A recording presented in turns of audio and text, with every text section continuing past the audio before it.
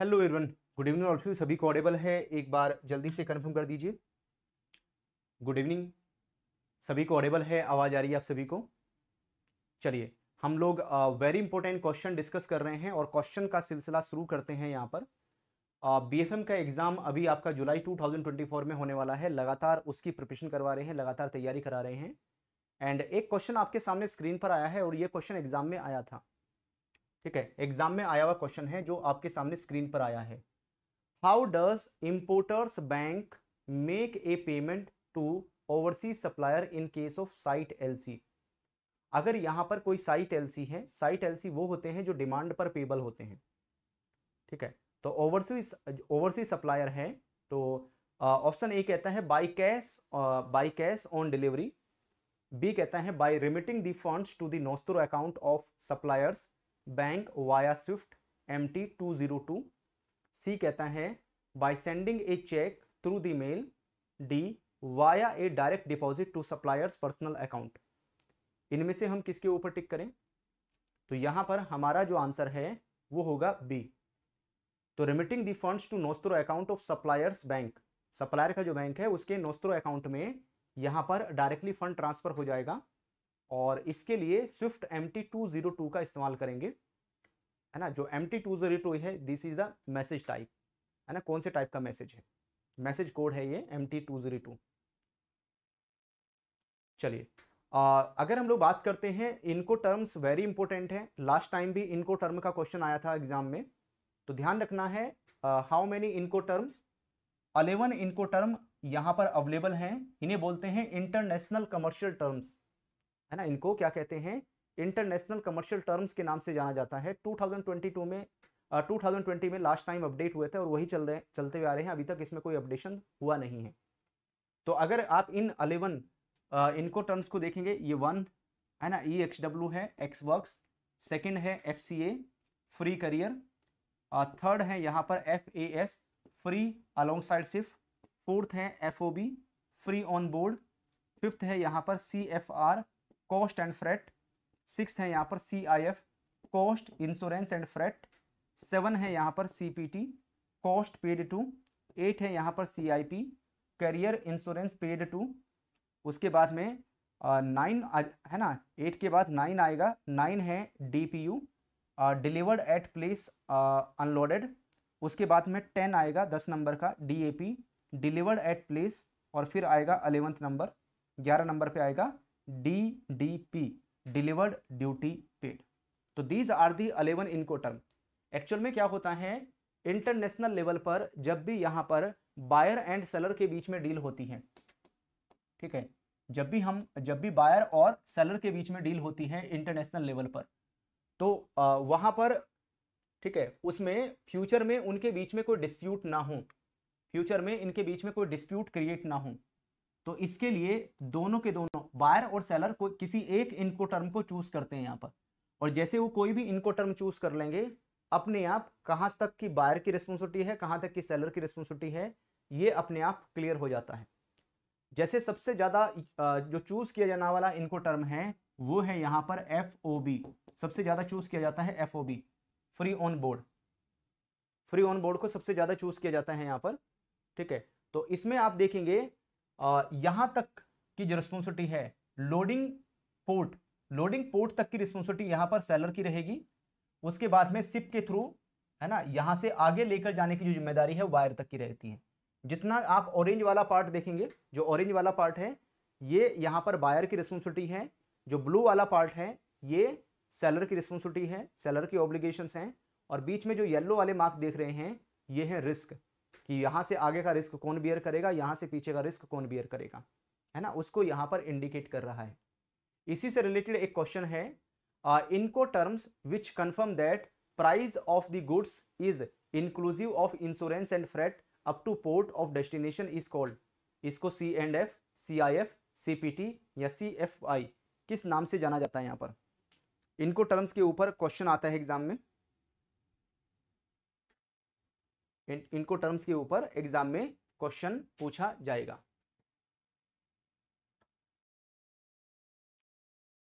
तो भाई यहां पर इसके लिए जो इनको टर्म यूज होगा वो कौन सा है? CIF, है ना, अभी हम बात कर रहे थे ना, किसकी बात कर रहे हैं, इंश्योरेंस एंड फ्रेट इंक्लूडेड।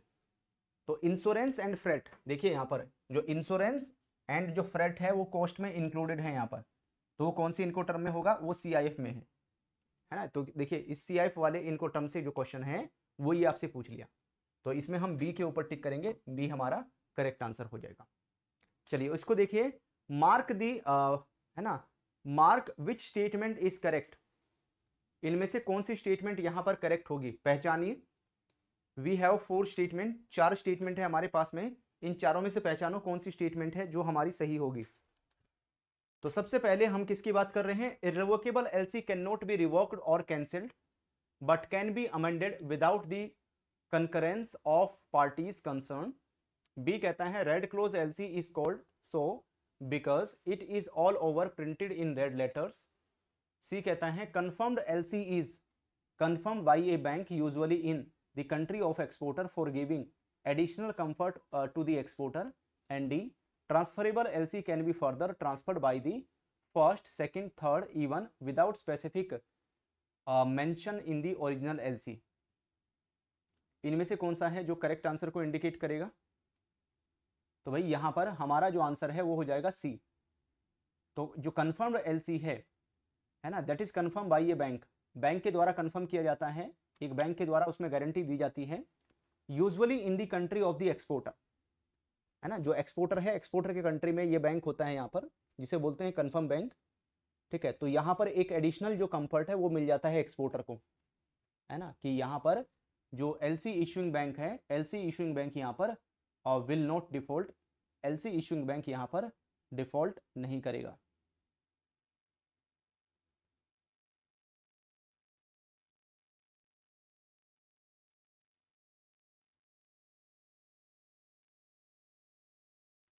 चलिए अगला क्वेश्चन है, यूसीपीडीसी 600 uniform custom practice of documentary credit 600 is set of rules applicable to CC transactions.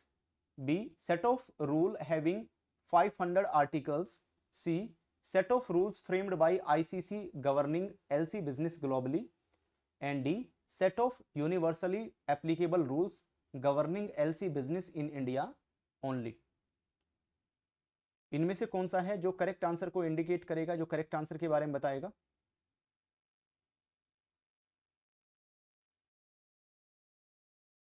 तो यहां पर अगर हम किसकी बात करते हैं, यूसीपीडीसी है ना, यूसीपीडीसी 600 की बात करते हैं, तो जो यूसीपीडीसी 600 है these are the latest guidelines of यहां पर डॉक्यूमेंट्री क्रेडिट को लेकर।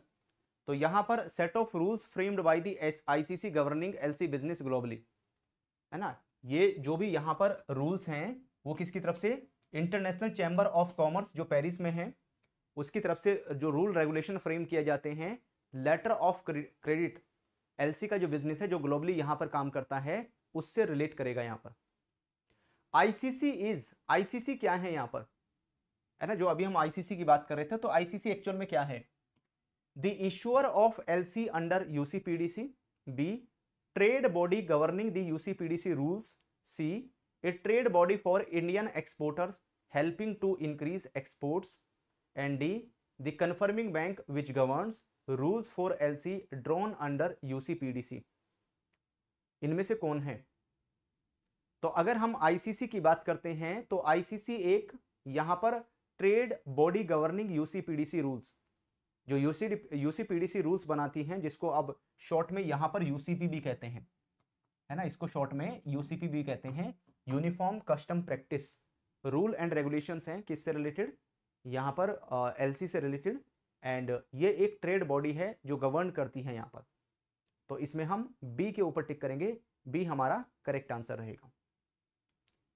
Bill of entry is required to show that, है ना, अगर हम किसकी बिल ऑफ एंट्री की बात करते हैं तो जो भी यहां पर बिल ऑफ एंट्री होता है that is required to show that क्या, goods have been exported out of country, कि जो गुड्स हैं वो आउट ऑफ कंट्री एक्सपोर्ट हो चुके हैं यहां पर।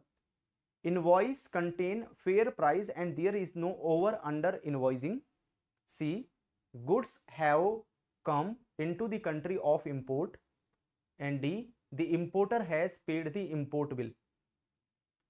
है ना, इनमें से कौन सा है जो करेक्ट आंसर को बताएगा? बिल ऑफ एंट्री, अगर हम किसकी बिल ऑफ एंट्री की बात करें, bill of entry is required to show that, तो बिल ऑफ एंट्री यहां पर goods have come into the country of the import, है ना, जिस कंट्री में इंपोर्ट किया जा रहा है, कि जिस कंट्री में माल मंगा रहे हैं वहां पर जो गुड्स हैं आ चुके हैं, तो उस चीज को यहां पर कौन बताएगा, उसके बारे में बिल ऑफ एंट्री से पता चलेगा यहां पर।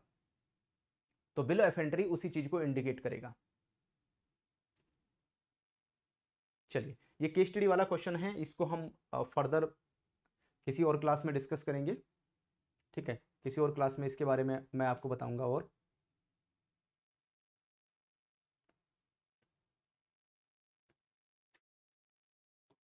चलिए इस क्वेश्चन को देखिए, लिबरलाइज रेमिटेंस स्कीम LRS ऑफ USD $250,000 is available to corporates, partnership firm, HUF, trust या माइनर।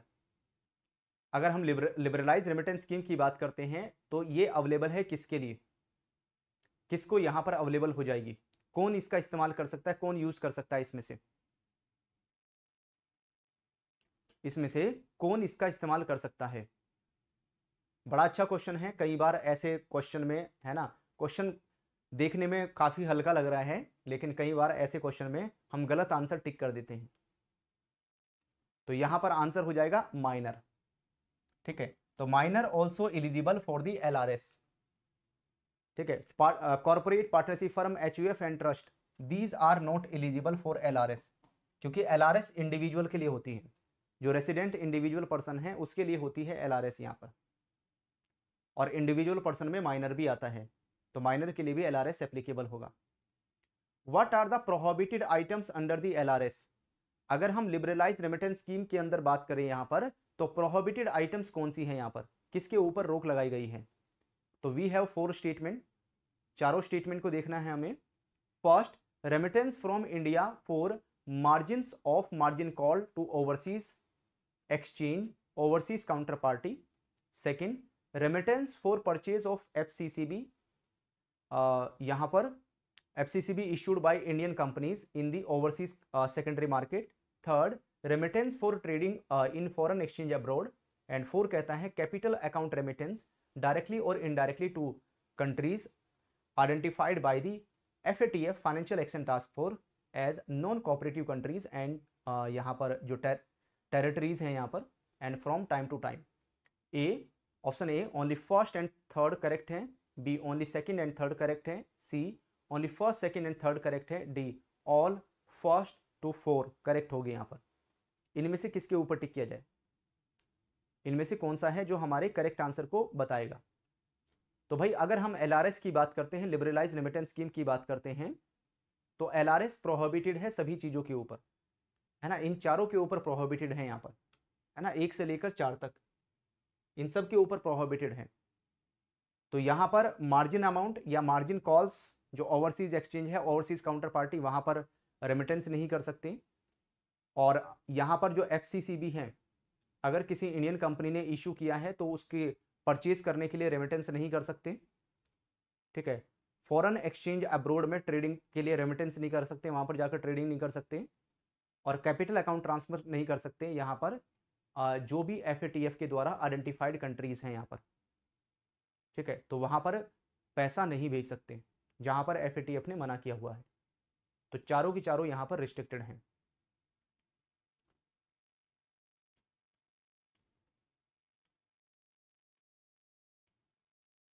चलो यहां पर एक ब्लैंक है, इस ब्लैंक में हम क्या फिल करेंगे? अगर एक ब्लैंक देखिए यहां पर, every importer must have code issued by DGFT, director general of foreign trade की तरफ से एक कोड इशू किया जाता है, एक कोड जारी किया जाता है, उस कोड को किस नाम से जाना जाता है ना, that code is known as, उस कोड को क्या बोलेंगे यहां पर?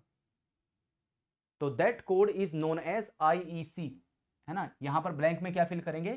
इस कोड को क्या कहते हैं? IEC, इंपोर्टर एक्सपोर्टर कोड कहते हैं यहां पर, है ना, this is known as importer exporter code. चलिए अगला क्वेश्चन है, remittance against imports should be completed not later than how many months from the date of shipment। तो जिस डेट में शिपमेंट हुई है, जिस डेट में इंडिया से शिपमेंट गई है, तो जो भी यहां पर रेमिटेंस है अगेंस्ट इंपोर्ट्स, इंपोर्ट्स, वो है ना, वो शुड बी कंप्लीटेड, वो कितने दिन के अंदर अंदर यहाँ पर कंप्लीट हो जाना चाहिए यहाँ पर। तो उसके कंप्लीट होने का जो समय है वो रहेगा यहाँ पर 6 मंथ। ठीक है, तो remittance against import should be completed not later than 6 month, 6 महीने के अंदर अंदर यहाँ पर हो जाना चाहिए। उसके बाद में advance remittance for imports can be allowed up to how much $, without insisting on guarantee of an international bank.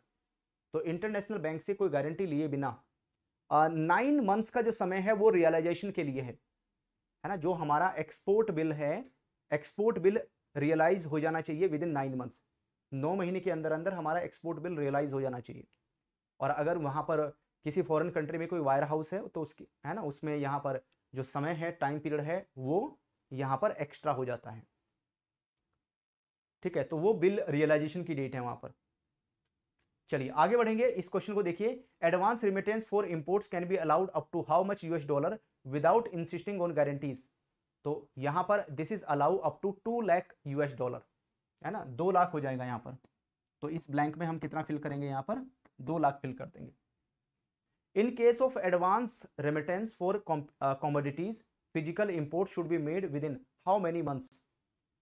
अगर हम किसकी बात करते हैं यहां पर, in case of advance remittance for commodities, जो कमोडिटीज है फिजिकल है ना, फिजिकल इंपोर्ट है, तो कितने दिन के अंदर अंदर हो जाना चाहिए। एडवांस रेमिटेंस की बात कर रहे हैं, तो एडवांस रेमिटेंस के लिए जो समय है वो यहाँ पर 6 मंथ, एडवांस रेमिटेंस का भी 6 महीने का रहेगा, यहाँ पर 6 मंथ का टाइम रहेगा। As an evidence of having made the imports, importer has to submit which of the following duly approved by the customs to the authorised dealers. तो यहाँ पर ऑथराइज्ड डीलर्स के पास में सबमिट करना होता है, तो ये एक एविडेंस है यहाँ पर। It is an evidence of having made the import. ठीक है, तो इसके लिए इंपोर्टर को सबमिट करना होता है। इनमें से क्या क्या सबमिट करने की रिक्वायरमेंट आएगी यहाँ पर, तो जो सबमिट करने की रिक्वायरमेंट आएगी that is bill of entry. तो बिल ऑफ एंट्री को BOE कहते हैं, है ना, bill of entry also known as BOE, कि हमारे कंट्री में, हमारे देश में जिस चीज के लिए पेमेंट किया है वो सामान इंडिया में रिसीव हो चुका है, वो सामान इंडिया में आ चुका है, तो उसके लिए BOE बिल ऑफ एंट्री को यहाँ पर सबमिट करते हैं। BFM की जो पेड क्लासेस हैं, है ना, BFM की पेड क्लासेस चल रही हैं किस टाइम पर, डेली हम आपको 9 PM पर प्रोवाइड कर रहे हैं।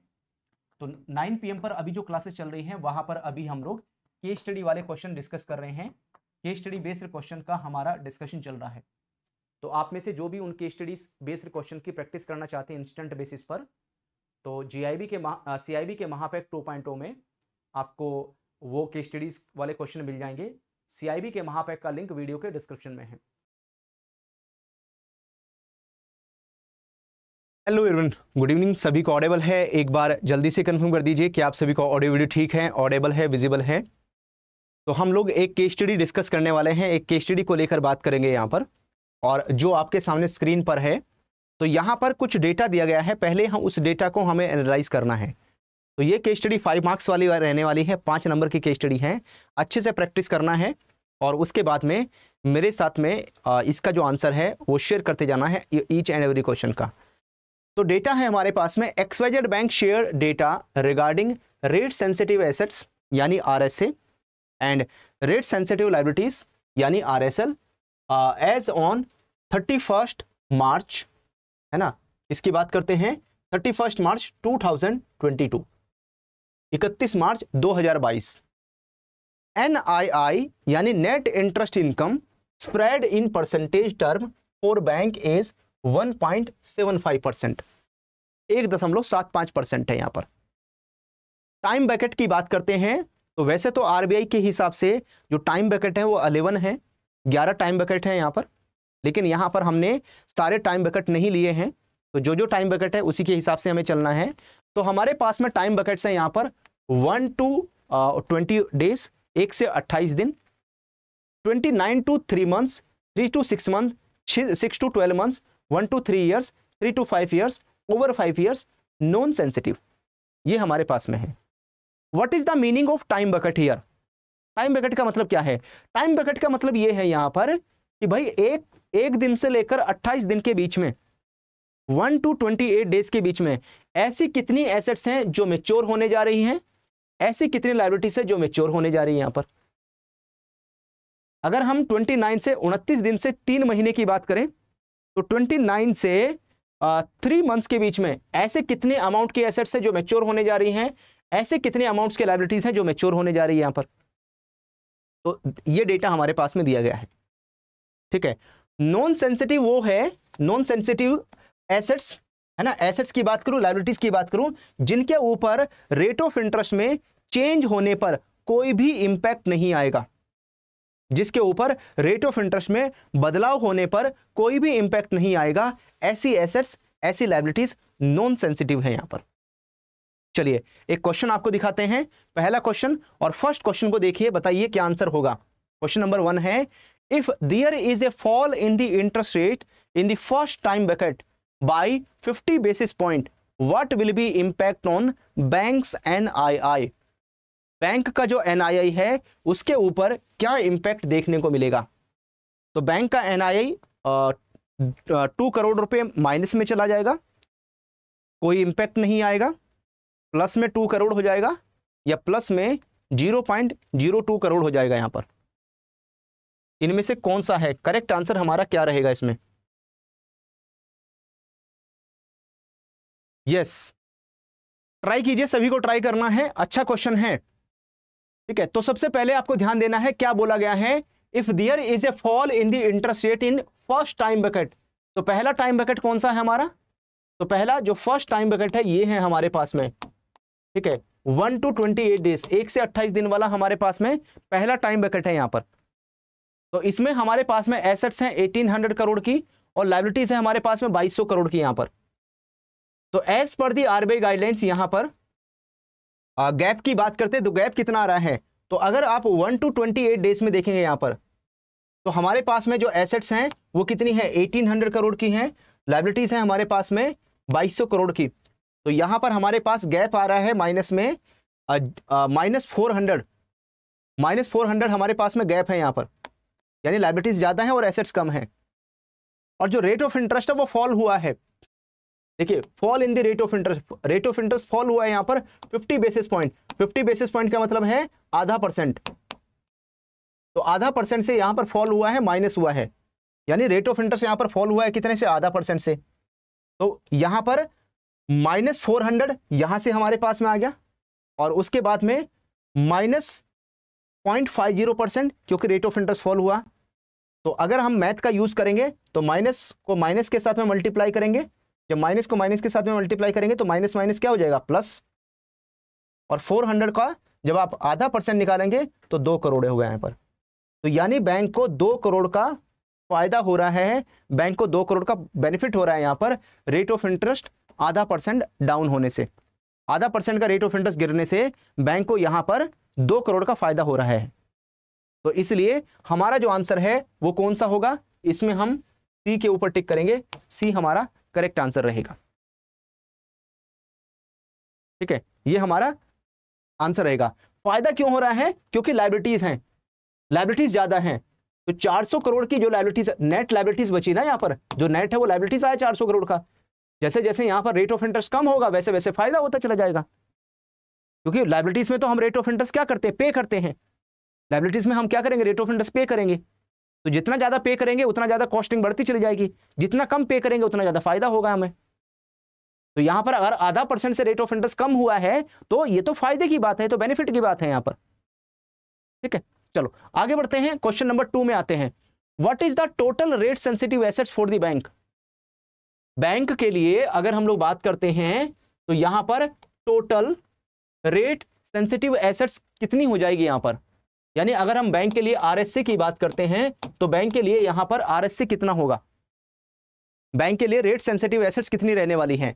13,000 करोड़ है, 12,600 करोड़ की है, 13,800 करोड़ है, या 12,000 करोड़ की होगी। यहां पर पहचानिए, इसमें पहचानिए और बताइए कि हमें कहां पर टिक करना होगा, कौन सा है जो करेक्ट आंसर को इंडिकेट करेगा यहां पर।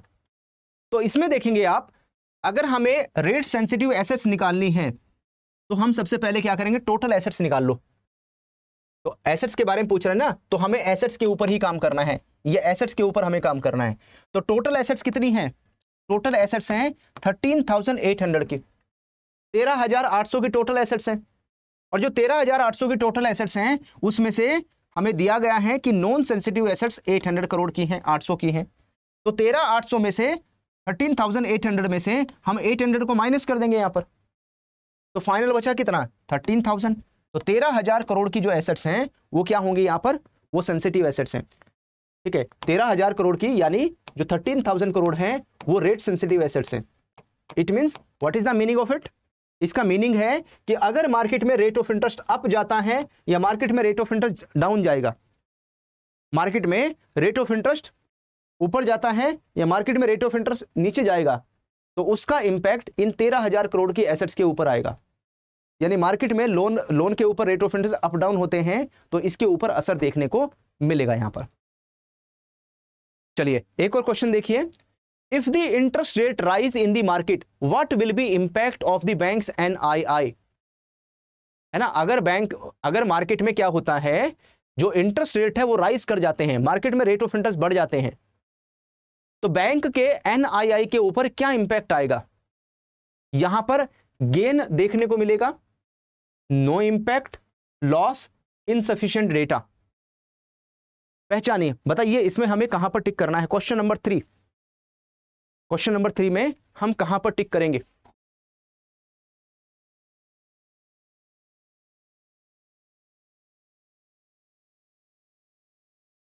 यस, तो भाई यहां पर हमारा आंसर क्या रहेगा, तो हमारा जो आंसर है कैलकुलेट करेंगे, कैलकुलेट करने से पता चलेगा, बिना कैलकुलेट करे तो पता नहीं चलेगा यहां पर, है ना। तो हमें पहले क्या निकालना है, रेट सेंसिटिव एसेट्स निकाल लीजिए कितनी है।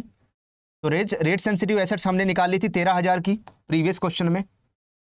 फिर उसके बाद में हमें रेट सेंसिटिव लायबिलिटीज निकाल लीजिए, है ना, यानी आरएसएल कैलकुलेट कर लो। तो हमारे पास में आरएसएल कितना है, तो आरएसएल निकालने के लिए टोटल है हमारे पास में 13,800, और उसमें हमारे पास में नॉन सेंसिटिव कितनी होगी, 1200 की है। तो 13,800 में से 1,200 को हमने माइनस कर लिया, तो हमारे पास कितना बचा, तो आरएसएल हमारे पास में आ गया 12,600, 12,600। तो अगर आप देखोगे जो एसेट्स हैं वो यहाँ पर 13,000 की है, 13,000 की हैं, लायबिलिटीज 12,600 हैं, माइनस करोगे तो कितना आ रहा है 400। तो 400 है तो प्लस में है, एसेट्स ज़्यादा है लायबिलिटीज कम है तो प्लस में आ रहा है, तो इट मीन्स यहाँ पर गेन होगा, यहाँ पर क्या होगा, फायदा। अगर मार्केट में रेट ऑफ इंटरेस्ट राइज करते हैं, मार्केट में रेट ऑफ इंटरेस्ट बढ़ते हैं यहाँ पर, तो ये प्लस में है, तो जितना ज़्यादा रेट ऑफ इंटरेस्ट बढ़ेगा तो हमें एसेट्स के ऊपर उतना ज़्यादा रेट ऑफ इंटरेस्ट मिलेगा यहाँ पर, तो हमें गेन होगा, हमें फायदा होगा यहाँ पर। तो हम किस में, ए के ऊपर टिक करेंगे, ए हमारा करेक्ट आंसर होगा। चलिए क्वेश्चन नंबर 4 को देखेंगे, ये था हमारा question number 3। Question number 4, as per RBI guidelines on ALM, जो एसेट लायबिलिटी मैनेजमेंट है उसके ऊपर जो आरबीआई के गाइडलाइंस हैं, a bank can have a maximum of how much % of non sensitive assets to total assets. जो total assets हैं उसमें नॉन सेंसिटिव एसेट्स कितने % हो सकती हैं यहां पर as per the RBI guidelines. तो इट कैन बी 0.40% हो सकती हैं, इट कैन बी 25%, 10%, या no such restriction by RBI. तो ए बी सी डी में से चारों में से हम कौन सा है जिसको चुने यहां पर, जिसके ऊपर टिक करें सो दैट हमें करेक्ट आंसर मिले इस क्वेश्चन का। बताइए इसमें हमें किसके ऊपर टिक करना चाहिए। तो यहां पर इस क्वेश्चन में हम लोग टिक कर देंगे डी के ऊपर, no such restriction by RBI.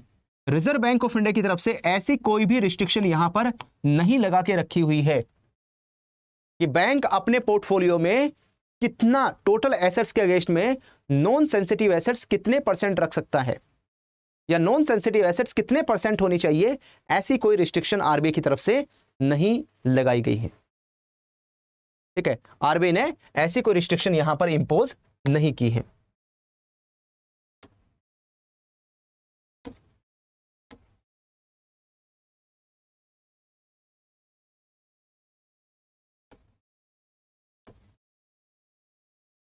चलो एक छोटी सी केस स्टडी और है ना, ये आपके मॉड्यूल एक ही केस स्टडी है ना। अगर मैं किसकी बात करूं, ये मॉड्यूल एक ही है, एग्जिम बैंक वाले केस स्टडी है, इसमें हम लोग नजर निकाल लेते हैं।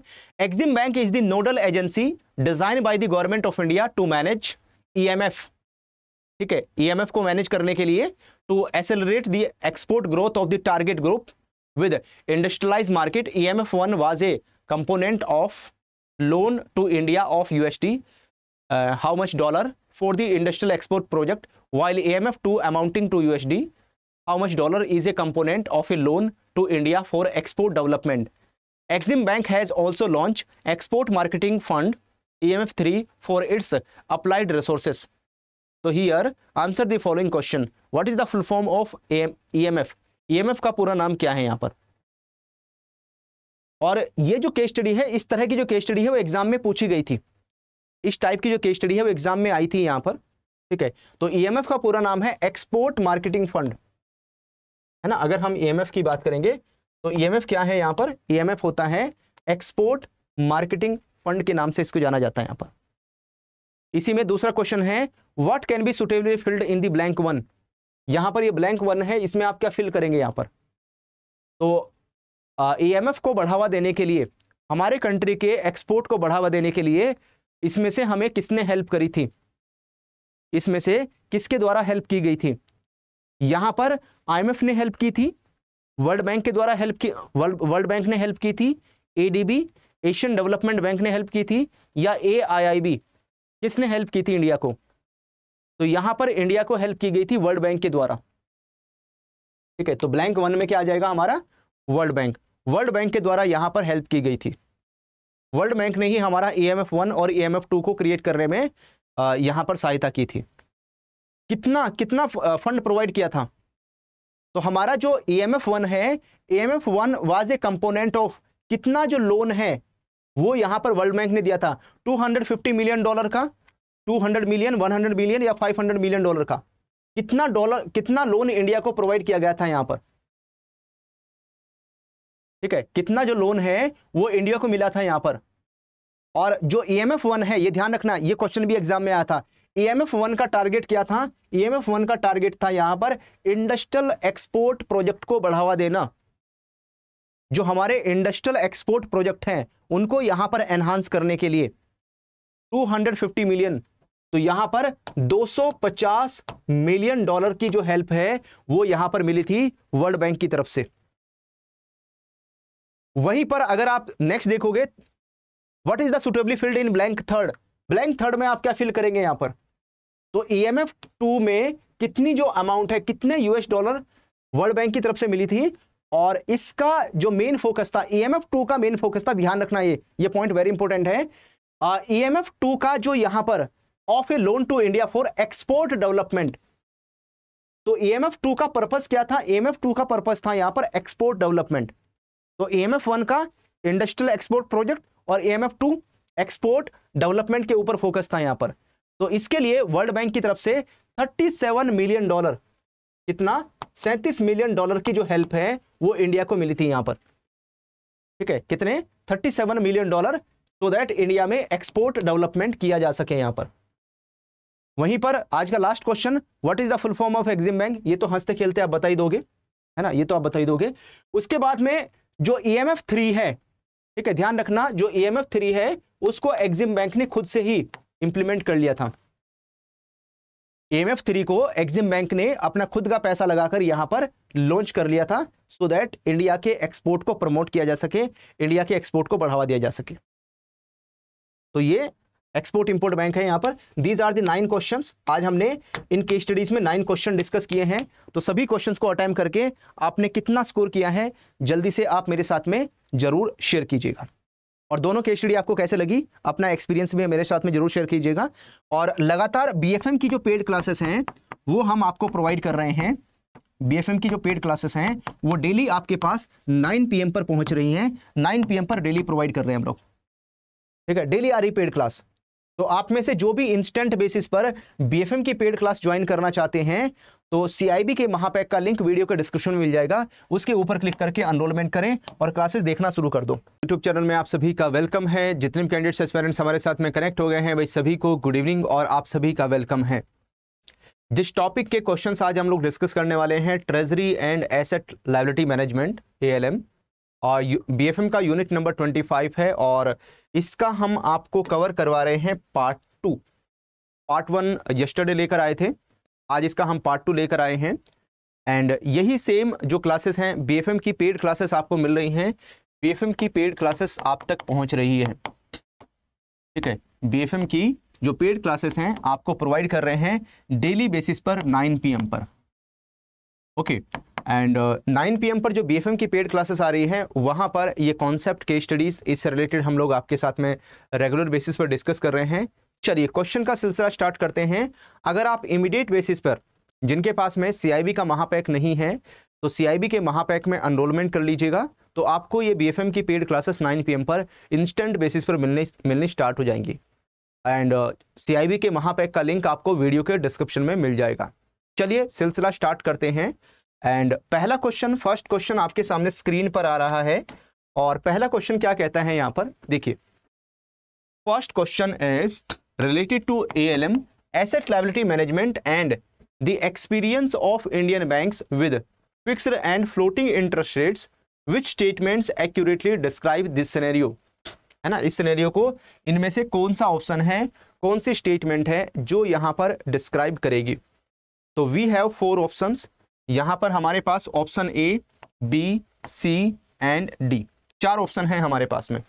ऑप्शन A कहता है Indian depositor have shown a strong preference for floating rate interest scheme leading to their widespread adoption in banks like SBI and IDBI Bank.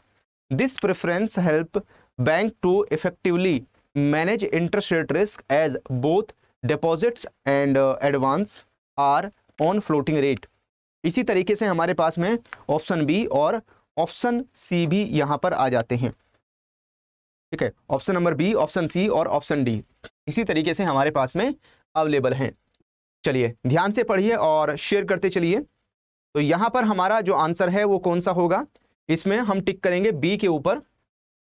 Depositor in India, है ना। अगर हम इंडिया में depositor की बात करते हैं, इंडिया में जो डिपॉजिटर हैं वो प्रिफर करते हैं फिक्स्ड इंटरेस्ट रेट्स, है ना। उनका मेन फोकस इस किसके ऊपर रहता है, फिक्स्ड इंटरेस्ट रेट्स के ऊपर फोकस रहता है। तो जैसे बैंक्स SBI, IDBI, है ना, have discounted floating rate deposit scheme due to low popularity and this create a challenge for banks as they bear the interest rate risk with fixed rate receipt, जो fixed rate deposits हैं and floating rate advance.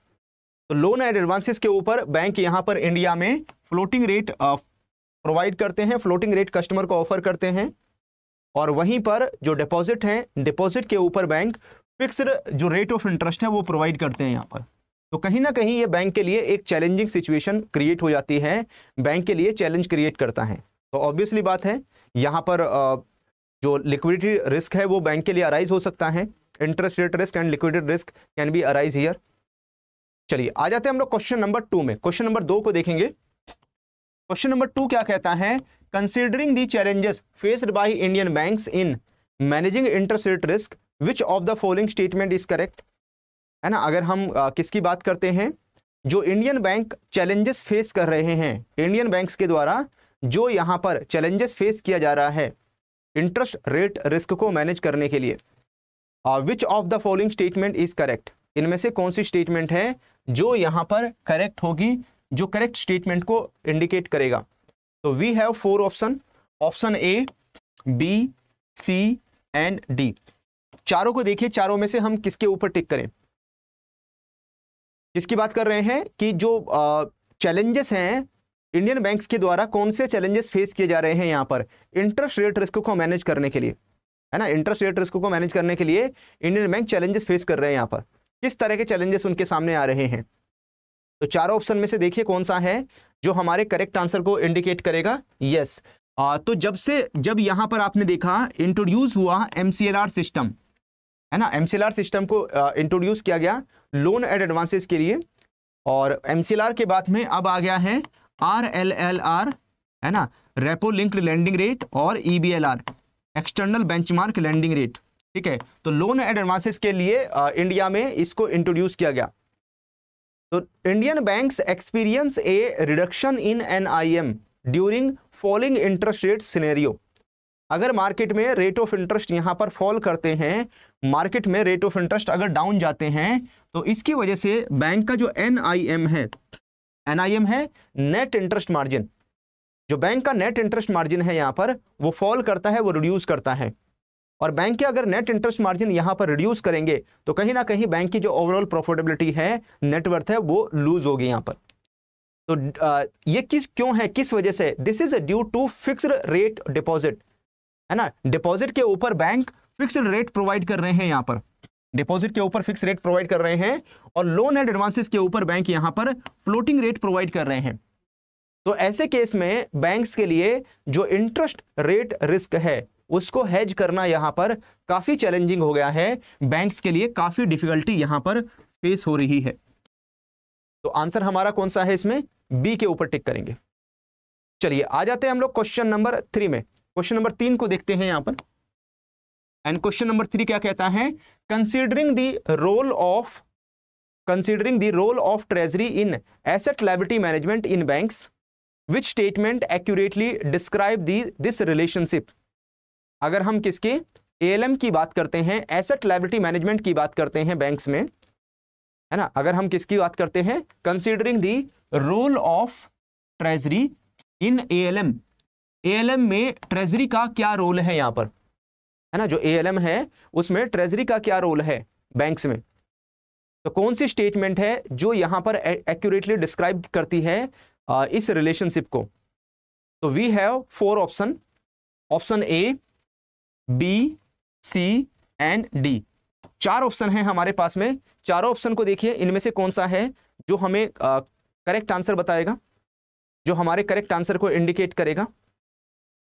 Yes, तो यहां पर जब हम treasury की बात करते हैं तो एसेट लायबिलिटी मैनेजमेंट में बैंक्स में ट्रेजरी क्या रोल प्ले करता है?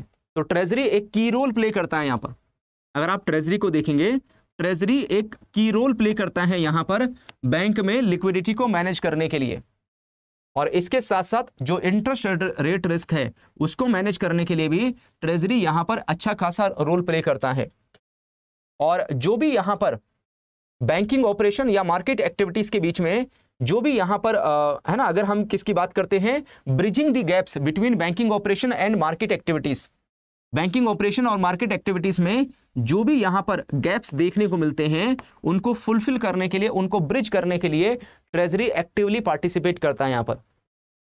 तो ट्रेजरी की तरफ से यहां पर क्या डेरिवेटिव का इस्तेमाल किया जाता है, ट्रेजरी यहां पर डेरिवेटिव का यूज करता है, एंड अदर जो फाइनेंशियल इंस्ट्रूमेंट्स हैं उनका यूज करता है यहां पर, तो दैट ये जो मिसमैच है यहां पर उसको मैनेज किया जा सके। ठीक है, जो एक मिसमैच देखने को मिल रहा है उसको यहां पर मैनेज कर सके, जो इंटरेस्ट रेट रिस्क और लिक्विडिटी है उसको यहां पर मैनेज कर सके।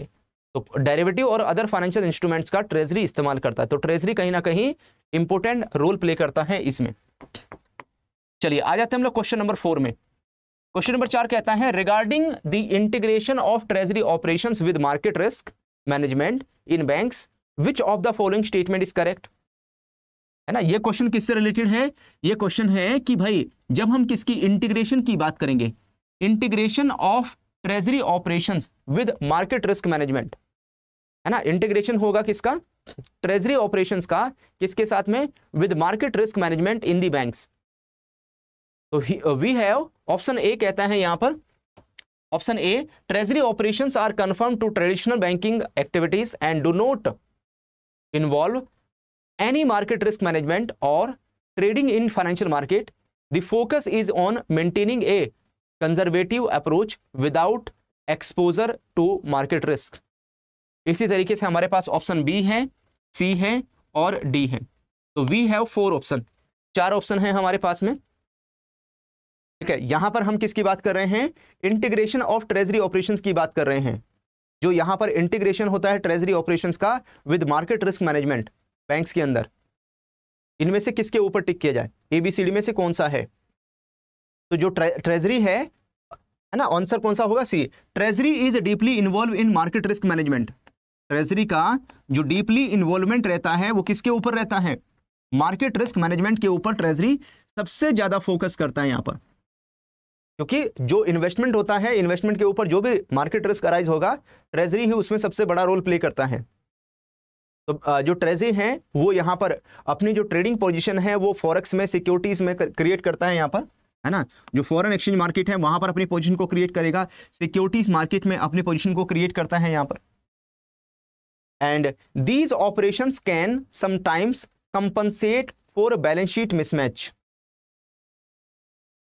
है ना। तो यहां पर जो भी बैलेंस शीट जो यहां पर बैलेंस शीट मिसमैच देखने को मिलता है, यानी एसेट और लायबिलिटीज में जो मिसमैच देखने को मिलेगा, उसको कंपनसेट करने के लिए ये ऑपरेशंस काम आते हैं।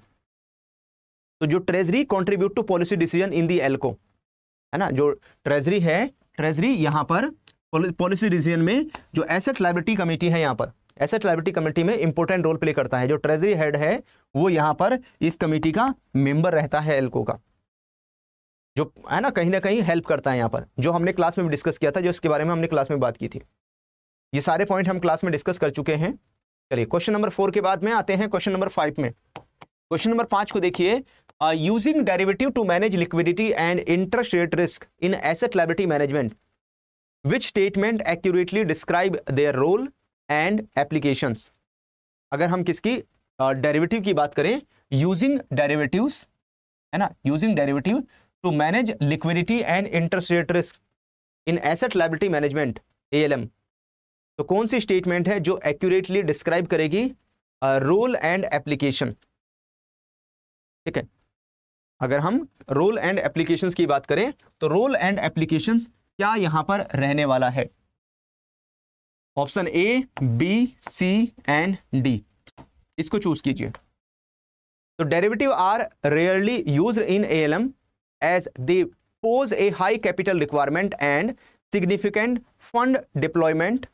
Bank prefer traditional methods over derivative due to their complexity and high risk associated with the market movement and interest rate fluctuations. इनमें से कौन सा है? ध्यान से पढ़िए और शेयर करते चलिए इसमें। तो यहां पर हमारा जो आंसर है वो होगा कौन सा? सी के ऊपर टिक करेंगे। तो डेरिवेटिव का इस्तेमाल करता है जो ट्रेजरी है, डेरिवेटिव का यूज करता है यहां पर, है ना। जो ALM है, ALM में इंटरेस्ट रेट रिस्क और लिक्विडिटी रिस्क को मैनेज करने के लिए डेरिवेटिव का यूज किया जाता है। तो derivative are useful tools, derivative को ये ऐसे यूजफुल टूल्स के तौर पर इस्तेमाल होता है यहां पर, जो ALM रिस्क है उसको मैनेज करने के लिए। ठीक है, ऑफरिंग लो कैपिटल रिक्वायरमेंट, ठीक है, यहां पर जो कैपिटल रिक्वायरमेंट है वो काफी कम रहती हैं, एंड मिनिमल फंड डिप्लॉयमेंट, जो तो बैंक को यहां पर अपना ज्यादा फंड डिप्लॉय नहीं करना पड़ता, कम से कम फंड डिप्लॉय करके, क्योंकि जब आप डेरिवेटिव में पोजीशन बनाते हैं तो वहां पर एक मार्जिन अमाउंट की रिक्वायरमेंट होती है और आप अपनी पोजीशन क्रिएट कर सकते हैं। They can be use to hedge against market movement, तो मार्केट में जो भी मूवमेंट आएगा, अप मूवमेंट है या डाउन मूवमेंट है, उसको हेज करने में काम आएंगे ये डेरिवेटिव प्रोडक्ट यहाँ पर। और इंटरेस्ट रेट फ्लक्चुएशंस होता है, तो ऐसे केस में swapping floating rate interest to fix rates, तो यहाँ पर जो फ्लोटिंग है ना, स्वैपिंग जो फ्लोटिंग रेट्स हैं उनको फिक्स रेट्स के साथ में यहाँ पर स्वैपिंग की जा सकती है, उसके साथ में उसको स्वैप कर सकते हैं। तो यहाँ पर हमारा जो आंसर है वो कौन सा होगा? सी। चलिए क्वेश्चन नंबर 5 के बाद आते हैं क्वेश्चन नंबर 6 में। सारे क्वेश्चन है ना हाई लेवल के हैं, जितना ज्यादा आप इन क्वेश्चन को प्रैक्टिस करेंगे उतना ही इन कॉन्सेप्ट के ऊपर आपकी जो पकड़ है वो मजबूत होते जाएंगे। वीडियो को लाइक जरूर कर लेना सो दैट सारे क्वेश्चंस आपको अकाउंट में सेव हो जाएं, और इन कॉन्सेप्ट को लर्न जरूर कीजिए, इन कॉन्सेप्ट को सीखिए। CIB के महापैक 2.0 में ये सारे कॉन्सेप्ट आपको मिल जाएंगे। ठीक है, CIB के महापैक 2.0 का लिंक वीडियो के डिस्क्रिप्शन में है, उससे आप हेल्प लीजिए। अगला क्वेश्चन है, where a bank funds a medium term loan with short term deposits, which of the following statements correctly explain how derivatives can be used in this scenario? तो यहां पर जब हम बैंक की बात करते हैं, where a bank funds a medium term loan with short term deposits, अगर यहां पर कोई medium term short term deposit से कोई एक मीडियम टर्म लोन प्रोवाइड किया गया है, एक मीडियम टर्म लोन दिया गया है, तो which of the following statement correctly explain how derivative can be used in this scenario? इसमें जो डेरिवेटिव प्रोडक्ट है उसका आप अगर यूज करेंगे, उसका आप इस्तेमाल करेंगे, तो उसका यूज आप कैसे कर सकते हैं, उसका इस्तेमाल कैसे कर सकते हैं यहां पर। ठीक है, तो वो आपको यहां पर पहचानना है।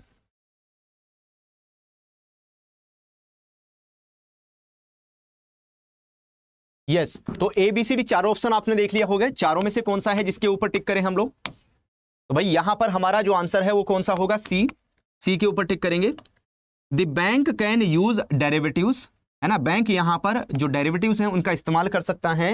Bank can use derivative such as interest rate swap, है ना, तो बैंक यहां पर जो इंटरेस्ट रेट स्वैप्स हैं बैंक उनका इस्तेमाल कर सकता है to convert the floating rate of short term deposits, है ना, जो भी यहां पर फ्लोटिंग रेट के शॉर्ट टर्म डिपॉजिट्स हैं in fix rate of loan durations. यहां पर तो जो फ्लोटिंग रेट है उसको फिक्स रेट में, फिक्स रेट को फ्लोटिंग रेट में कन्वर्जन किया जा सकता है। This approach protect the interest spread, जो भी यहां पर इंटरेस्ट स्प्रेड देखने को मिलेगा उसको ये प्रोटेक्ट करने में हेल्प करेगा यहां पर, तो बैंक को उतना ज्यादा लॉस नहीं होगा यहां पर। तो इससे लिक्विडिटी और इंटरेस्ट रेट रिस्क, है ना, दोनों ही यहां पर इफेक्टिव तरीके से मैनेज हो पाएंगे, दोनों को ही बेहतर तरीके से यहां पर मैनेज कर लेंगे। तो आंसर हमारा कौन सा होगा? सी के ऊपर टिक करेंगे। क्वेश्चन 6 के बाद आते हैं क्वेश्चन नंबर 7 में। Using swap and other derivative instruments for managing ALM risk in banks, which statement accurately describe these strategies and their benefits. अगर हम किसकी स्वैप की बात करें, जो स्वैप कॉन्ट्रैक्ट है उनका यूज किया जा रहा है, स्वैप कॉन्ट्रैक्ट का इस्तेमाल कर रहे हैं, और जो अदर डेरिवेटिव इंस्ट्रूमेंट्स हैं उनका यहां पर यूज किया जा रहा है for managing ALM risk in the banks, banks में ALM रिस्क को मैनेज करने के लिए इसका यूज कर रहे हैं। तो कौन सी स्टेटमेंट है जो एक्यूरेटली डिस्क्राइब करेगी दी स्ट्रेटजीज एंड देयर बेनिफिट्स, है ना, ये जो स्ट्रेटजी है और इसके बेनिफिट्स को कौन सी स्टेटमेंट यहां पर बताएगी? तो वी हैव 4 ऑप्शंस, 4 ऑप्शंस हैं, A, B, C and D। इनमें से हम किसके ऊपर टिक करें? तो भाई यहां पर हमारा जो आंसर है वो कौन सा होगा? B। बैंक आज के समय में जो स्वैप कॉन्ट्रैक्ट हैं, स्वैप्स एंड डेरिवेटिव इंस्ट्रूमेंट्स का इस्तेमाल कर रहे हैं यहां पर, ठीक है, जिसमें जो फ्लोटिंग रेट डिपॉजिट्स हैं उनको स्वैपिंग कर रहे हैं यहां पर फिक्स रेट के साथ में, या फिक्स रेट को स्वैप जो फ्लोटिंग रेट है उसके साथ में यहां पर स्वैपिंग कर रहे हैं। तो ऐसे इस तरह के जो स्वैप कॉन्ट्रैक्ट हैं जिन्हें बोलते हैं प्लेन वनीला यहां पर स्वैप, इन्हें क्या बोलते हैं? जहां पर ओनली इंटरेस्ट रेट की स्वैपिंग होती है उन्हें प्लेन वनीला स्वैप बोलते हैं यहां पर, ठीक है। तो प्लेन वनीला जो स्वैप्स हैं वो अवेलेबल है यहां पर, है ना, सो दैट यहां पर जो नेट इंटरेस्ट इनकम है उसको प्रोटेक्ट किया जा सके यहां पर, है ना, जो मार्केट रिस्क है उससे, जो मार्केट में फ्लक्चुएशंस आएगा रेट ऑफ इंटरेस्ट में, तो यहां पर नेट इंटरेस्ट इनकम को बचा सके, उसको प्रोटेक्ट कर सके यहां पर। And these instrument help in managing liquidity risk, तो जो भी यहां पर लिक्विडिटी रिस्क होगा उसको मैनेज करने में ये इंस्ट्रूमेंट्स यहां पर हेल्प करेंगे, ये इंस्ट्रूमेंट सहायता करेंगे। And ensuring A stable interest margin, और एक स्टेबल इंटरेस्ट मार्जिन को यहां पर एंश्योर करेंगे। तो आंसर होगा हमारा बी के ऊपर टिक करेंगे। चलिए आ जाते हैं हम लोग क्वेश्चन नंबर 8 में। Regarding the role of treasury in structuring new product, जब नए प्रोडक्ट को स्ट्रक्चर करने की बात आती है तो वहां पर ट्रेजरी के रोल की बात करेंगे। Regarding the role of treasury in structuring new product and managing currency risk, which of the following statement is correct, इनमें से कौन सी स्टेटमेंट है जो सही हो जाएगी यहां पर?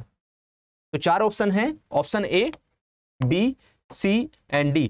फटाफट पढ़ते जाइए 4 ऑप्शंस को, उसके बाद में इस क्वेश्चन का हम लोग जो आंसर है वो डिस्कस करेंगे फिर। तो यहां पर हमारा जो आंसर है वो कौन सा है? सी के ऊपर टिक करेंगे। जो अगर हम ट्रेजरी की बात करते हैं, ट्रेजरी इन्वॉल्वमेंट, है ना, अगर हम किसकी बात करते हैं, जो ट्रेजरी है वो actively engage in arbitraging in foreign currencies. Treasury किस में एक्टिवली अपने आप को इंगेज कर रहा है, एक्टिवली कहां पर इन्वॉल्व है? वो यहां पर जो फॉरेन करेंसीज हैं, फॉरेन करेंसीज में आर्बिट्राज करना है, यहां पर आर्बिट्राजिंग की जा रही है यहां पर, यानी जो प्राइस डिफरेंस है उसका फायदा उठाया जा रहा है यहां पर। और जो करेंसी रिस्क है उसको यहां पर मैनेज कर रहा है through the forward contract. Forward contract का यूज करके यहां पर जो भी करेंसी रिस्क है उसको मैनेज किया जा रहा है। और नए प्रोडक्ट्स यहां पर स्ट्रक्चर किए जा रहे हैं, जैसे floating rate deposits and loans यहां पर डेवलप किए जा रहे हैं, इस तरह के नए नए प्रोडक्ट बनाए जा रहे हैं। And developed securities with embedded option to enhance liquidity, है ना, यहां पर जो एम्बेडेड ऑप्शंस हैं उसके सिक्योरिटीज विद एम्बेडेड ऑप्शंस उनको भी डेवलप किया जा रहा है, सो दैट लिक्विडिटी को एनहांस किया जा सके, बैंक में लिक्विडिटी को बढ़ाया जा सके, क्योंकि लिक्विडिटी यहां पर काफी बड़ा चैलेंज होता है। तो उस चैलेंज को मीटअप करने के लिए इस तरह के जो प्रोडक्ट हैं वो यहां पर मार्केट में उतारे जा रहे हैं। चलिए आगे बढ़ते हैं। Question number 9, limitation and challenges, है ना। लिमिटेशंस बताइए, चैलेंजेस बताइए। अगर यहां पर जो डेरिवेटिव है उनका यूज किया जा रहा है for ALM in the banks, limitation and challenges in using derivative in ALM in banks, which statement accurately reflect these issues, है ना। इनमें से कौन सी स्टेटमेंट है जो यहां पर इन इश्यूज को रिफ्लेक्ट करेगी। तो we have 4 option, option A, B, C and D। इन चारों में से कौन सा है, किसके ऊपर टिक करें हम लोग। इन चारों में से कौन सा ऑप्शन है जिसके ऊपर हम लोग टिक करें, जो हमारे करेक्ट आंसर को बताएगा। विच statement accurately reflect these issues. तो यहां पर किसकी बात कर रहे हैं, लिमिटेशन एंड चैलेंजेस की बात कर रहे हैं in using derivative for ALM in the banks. Yes, तो हमारा जो आंसर है वो कौन सा होगा, इसमें हम बी के ऊपर टिक करेंगे। The use of derivative in banks is limited. अगर हम किसकी डेरिवेटिव, जो यूज है डेरिवेटिव का बैंक्स में, वो लिमिटेड है by factors like irrational pricing of bank product, imperfect alignment with market risk, basis risk, और additionally embedded option in the bank product, और skill level of treasury dealers impact effectiveness of the derivative। तो ये challenges हैं। अभी अगर आप limitation और challenges की बात करते हैं, इसमें जो डेरिवेटिव है उसका यूज किया जा रहा है ALM में, बैंक्स में, तो यहां पर सबसे पहली बात, जब डेरिवेटिव का यूज कर रहे हैं बैंक्स में, तो उसमें कुछ लिमिटेड फैक्टर हैं। Irrational pricing of the bank product, यहां पर है ना, जो प्राइसिंग उतनी परफेक्ट नहीं रहती है। उसके बाद में imperfect alignment of the market rates, market rates में जब तक आप बाइंग सेलिंग करने जाएंगे तब तक प्राइस ऊपर नीचे हो चुका होगा यहाँ पर, ठीक है। बेसिस रिस्क देखने को मिलता है। एंड ट्रेडिशनली जो एम्बेडेड ऑप्शंस हैं यहाँ पर बैंक प्रोडक्ट में, वो अभी अवेलेबल हैं। और जो ट्रेजरी डीलर्स हैं वहाँ पर स्किल लेवल की भी कमी है अभी, है ना, उसका भी यहाँ पर कहीं ना कहीं जो इम्पैक्ट है वो देखने को मिलता है। चलिए आज का last question, question number 10, question number 10 है, regarding the role of treasury in managing credit risk through debt market product, which of the following statement is correct. तो यहां पर अगर हम किसकी बात करते हैं, ट्रेजरी का रोल बताइए। ट्रेजरी का रोल क्या है यहाँ पर, जो क्रेडिट रिस्क है उसको मैनेज करने की बात आती है डेट मार्केट प्रोडक्ट में, किस तरीके से यहाँ पर रोल प्ले करेगा। तो वी हैव 4 ऑप्शंस, चारों ऑप्शंस को अच्छे से देख लीजिए, ठीक है। और ये जो कॉन्सेप्ट है, ये जो टॉपिक है, हम CIB के महापैक, अगर आपके पास CIB का महापैक है तो डेली बेसिस पर आपके लिए पेड क्लासेस आ रही हैं। डेली बेसिस पर इन पेड क्लासेस को आप जरूर ज्वाइन कीजिए, और ये पेड क्लासेस आपको डेली बेसिस पर 9 PM पर मिल जाएंगी। ये पेड क्लासेस आपके पास डेली बेसिस पर 9 PM पर पहुंच जाएंगी, ठीक है। तो आप यहां पर डेली बेसिस पर इन क्लासेस को जरूर अटेंड कीजिए। CIB के महापैक का जो लिंक है वो वीडियो के डिस्क्रिप्शन में अवेलेबल है। आंसर बताइए फटाफट। यस, तो यहां पर आंसर हो जाएगा हमारा C। जो ट्रेजरी है वो कंट्रीब्यूट करता है यहां पर क्रेडिट रिस्क मैनेजमेंट में, है ना। इसके लिए investing in the date market product, है ना, जो डेट मार्केट प्रोडक्ट है उसमें इन्वेस्टमेंट करता है, जैसे कमर्शियल पेपर हैं, बॉन्ड्स हैं, जो यहां पर क्रेडिट के सब्स्टिट्यूट हैं, यहां पर ट्रेजरी के द्वारा इन्वेस्टमेंट किया जाता है। And these instrument offer flexibility, ये जो इंस्ट्रूमेंट है flexibility, liquidity, market based pricing, है ना, ये यहां पर प्रोवाइड करते हैं बैंक को, ठीक है। और making them ideal for the ALM, और यहीं पर जो क्रेडिट रिस्क मैनेजमेंट है, ठीक है, तो यहां पर फ्लेक्सिबिलिटी होती है, लिक्विडिटी होती है, मार्केट बेस्ड प्राइसिंग होती है यहां पर। और जो कमर्शियल पेपर है, बॉन्ड्स है, अगर बैंक इनको मार्केट में सेल करना चाहता है तो मार्केट में बेचकर इनको लिक्विडेट भी कर सकता है। तो ये एक बड़ा एडवांटेज यहां पर मिल जाता है। तो these are the 10 very important questions इस टॉपिक के यहां पर। तो जल्दी से आप मेरे साथ में स्कोर शेयर कर दीजिए कि इन सभी क्वेश्चंस को अटेम्प्ट करने के बाद में आपने कितना स्कोर किया है यहां पर। हेलो एवरीवन, कैसे हैं आप सभी। ऑफिसर्स ऑडिशन के ऑफिशियल यूट्यूब चैनल में आप सभी का वेलकम है। जितने भी कैंडिडेट्स एस्पायरेंट्स हमारे साथ में कनेक्ट हो गए हैं भाई, सभी को गुड इवनिंग और आप सभी का वेलकम है।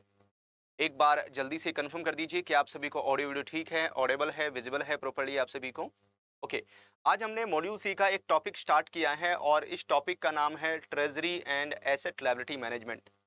BFM यूनिट नंबर 25 है ये, और इस टॉपिक से भी क्वेश्चन एग्जाम में देखने को मिलता है। और इसी टॉपिक के बारे में हमने पेड क्लासेस में भी डिस्कस किया है, और BFM की जो पेड क्लासेस हैं वो आप सभी के लिए आ रही हैं किस टाइम पर। BFM की जो पेड क्लासेस हैं वो आप सभी को मिल रही हैं डेली बेसिस पर 9 PM पर, है ना, ये क्लासेस आपके पास में 9 PM पर डेली पहुंच रही है। 9 PM पर जो क्लासेस आपके पास आ रही हैं, है ना, ये क्लासेस बहुत इंपॉर्टेंट है एंड वहां पर पूरा फोकस रहता है किसके ऊपर, कॉन्सेप्ट क्लियरिटी के ऊपर। Concept is power, concept clarity के ऊपर बहुत फोकस रहता है यहाँ पर। तो हम लगातार कॉन्सेप्ट क्लियरिटी के बारे में पूरा डिस्कशन करते हैं वहाँ पर एंड ये क्लासेस आपको मिल जाएंगी कहाँ पर, अगर आप में से कोई इंस्टेंट बेसिस पर इन क्लासेस को ज्वाइन करना चाहते हैं तो CIB के महापैक 2.0 में ये क्लासेस मिल जाएगी।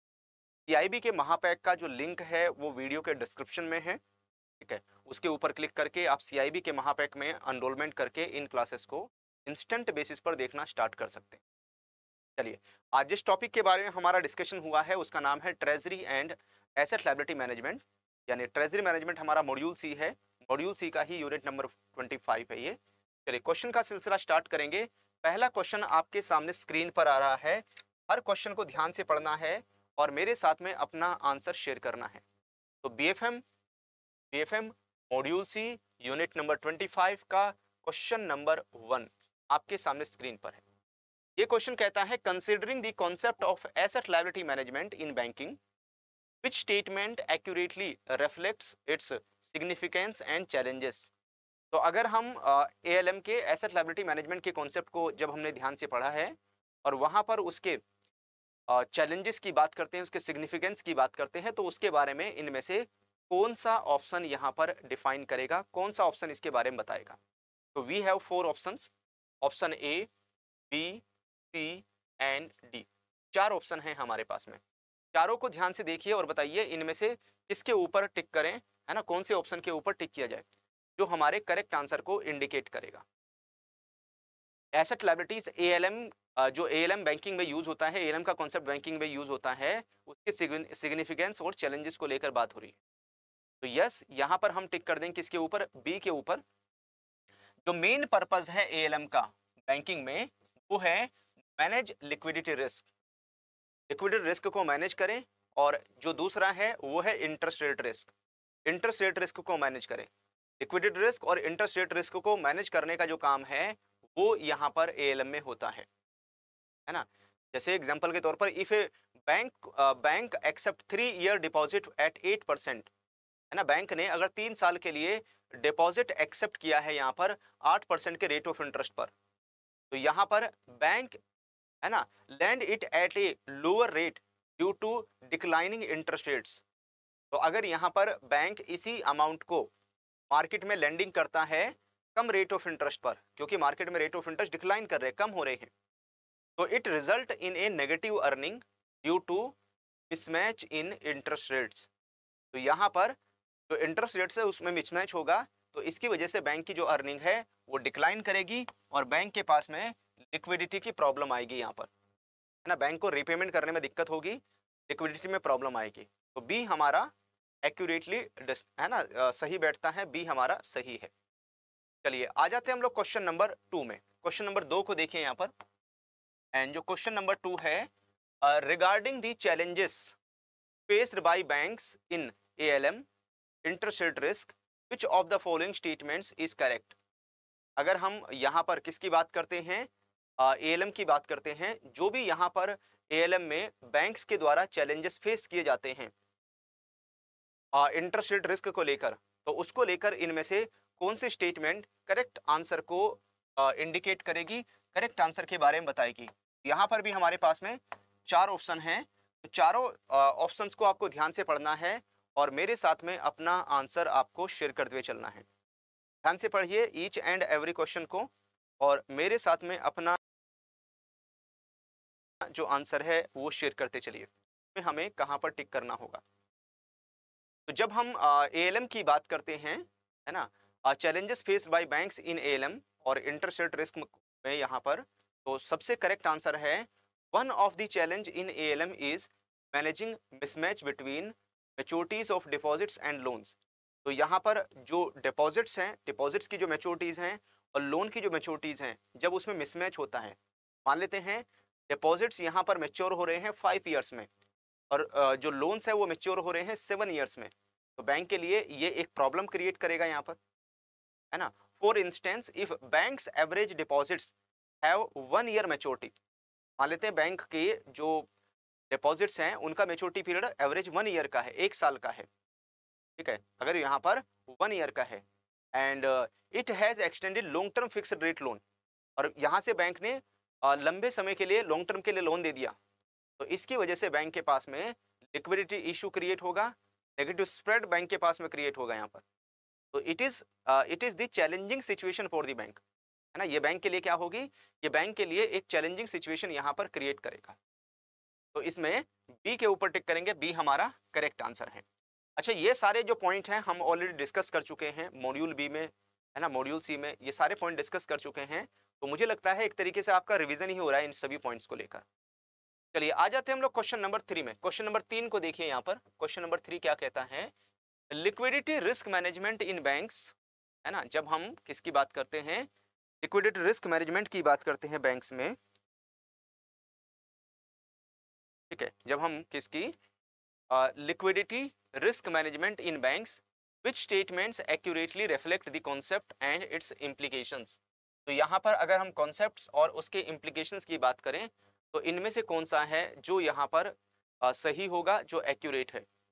तो अगर हम लिक्विडिटी रिस्क मैनेजमेंट की बात करते हैं बैंक्स में उसको लेकर, तो we have 4 statements, option A, B, C and D. ये 4 ऑप्शंस हमारे पास में हैं, ठीक है। चारों को ध्यान से पढ़िए। Liquidity risk management in banks, किसकी बात हो रही है, लिक्विडिटी रिस्क मैनेजमेंट की बात हो रही है बैंक्स में। कौन सी जो स्टेटमेंट है वो यहाँ पर कॉन्सेप्ट और उसके इम्प्लीकेशंस को परफेक्ट तरीके से डिफाइन करता है, परफेक्ट तरीके से बताता है यहाँ पर। तो यहाँ पर हमारा जो आंसर है वो सी होगा, सी के ऊपर टिक करेंगे। जब हम लिक्विडिटी रिस्क मैनेजमेंट की बात करते हैं बैंक्स में, तो मेन फोकस रहता है यहाँ पर इंश्योरिंग अवेलेबिलिटी ऑफ फंड्स, है ना। इस चीज को इंश्योर करना कि बैंक के पास में फंड अवेलेबल होने चाहिए, बैंक के पास में फंड रहने चाहिए यहाँ पर, so that to meet the obligations, जो यहाँ पर ऑब्लिगेशंस हैं उसको मीटअप कर सके, ठीक है। ऑब्लिगेशंस को मीटअप किया जा सके यहाँ पर, है ना। खास करके शॉर्ट टर्म के लिए, अगर शॉर्ट टर्म के लिए फंड की रिक्वायरमेंट आती है तो शॉर्ट टर्म की जो रिक्वायरमेंट है उसको मीटअप करने के लिए बैंक के पास फंड होना चाहिए, पैसा होना चाहिए यहाँ पर। और जो एसेट लायबिलिटी मिसमैच होती है यहाँ पर, तो उसकी वजह से जो लिक्विडिटी गैप्स हैं वो देखने को मिलते हैं। तो इन लिक्विडिटी गैप्स को फिल करने की रिक्वायरमेंट आती है, और जो लिक्विडिटी गैप्स आते हैं, this is the key concern, है ना। यही बैंक के लिए की कंसर्न है यहाँ पर। तो बैंक यहाँ पर मॉनिटर करते हैं अपने जो भी यहाँ पर पोटेंशियल कैश इनफ्लोज हैं, आउटफ्लोज हैं, ठीक है। जो डिफरेंट है ना, वेरियस टाइम बैंड्स हैं, अलग अलग टाइम बैंड्स में in cash inflows and outflows को यहाँ पर ट्रैक किया जाता है, इनको देखा जाता है यहाँ पर। ओके, तो हमारा जो आंसर है वो कौन सा है, इसमें हम सी के ऊपर टिक करेंगे, सी हमारा करेक्ट आंसर रहेगा।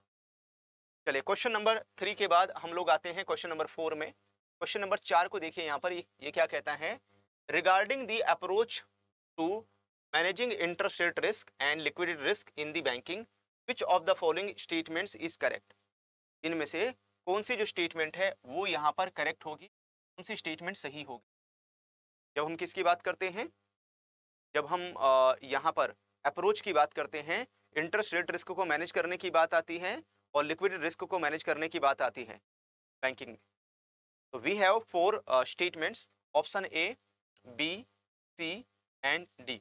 इन चारों में से कौन सा है जिसके ऊपर टिक किया जाए, इनमें से चारों में से कौन सा है जो हमारे करेक्ट आंसर को इंडिकेट करेगा, करेक्ट आंसर को बताएगा।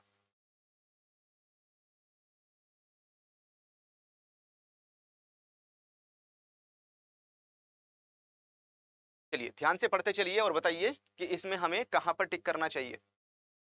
तो जब भी हम किसकी बात करते हैं, अप्रोच की बात करते हैं, जो इंटरेस्ट रेट रिस्क है उसको मैनेज करने की बात आती है, लिक्विडिटी रिस्क की बात आती है बैंकिंग में, तो करेक्ट आंसर हमारा डी है यहाँ पर। इसमें हम डी के ऊपर टिक करेंगे। जब भी लिक्विडिटी रिस्क की बात आएगी, लिक्विडिटी रिस्क और जो इंटरेस्ट रेट रिस्क है ना, इन दोनों के ऊपर मेन फोकस रहता है एएलएम में, ठीक है। They are closely link in the banking, है ना, एक दूसरे के बहुत क्लोजली लिंक रहते हैं यहाँ पर।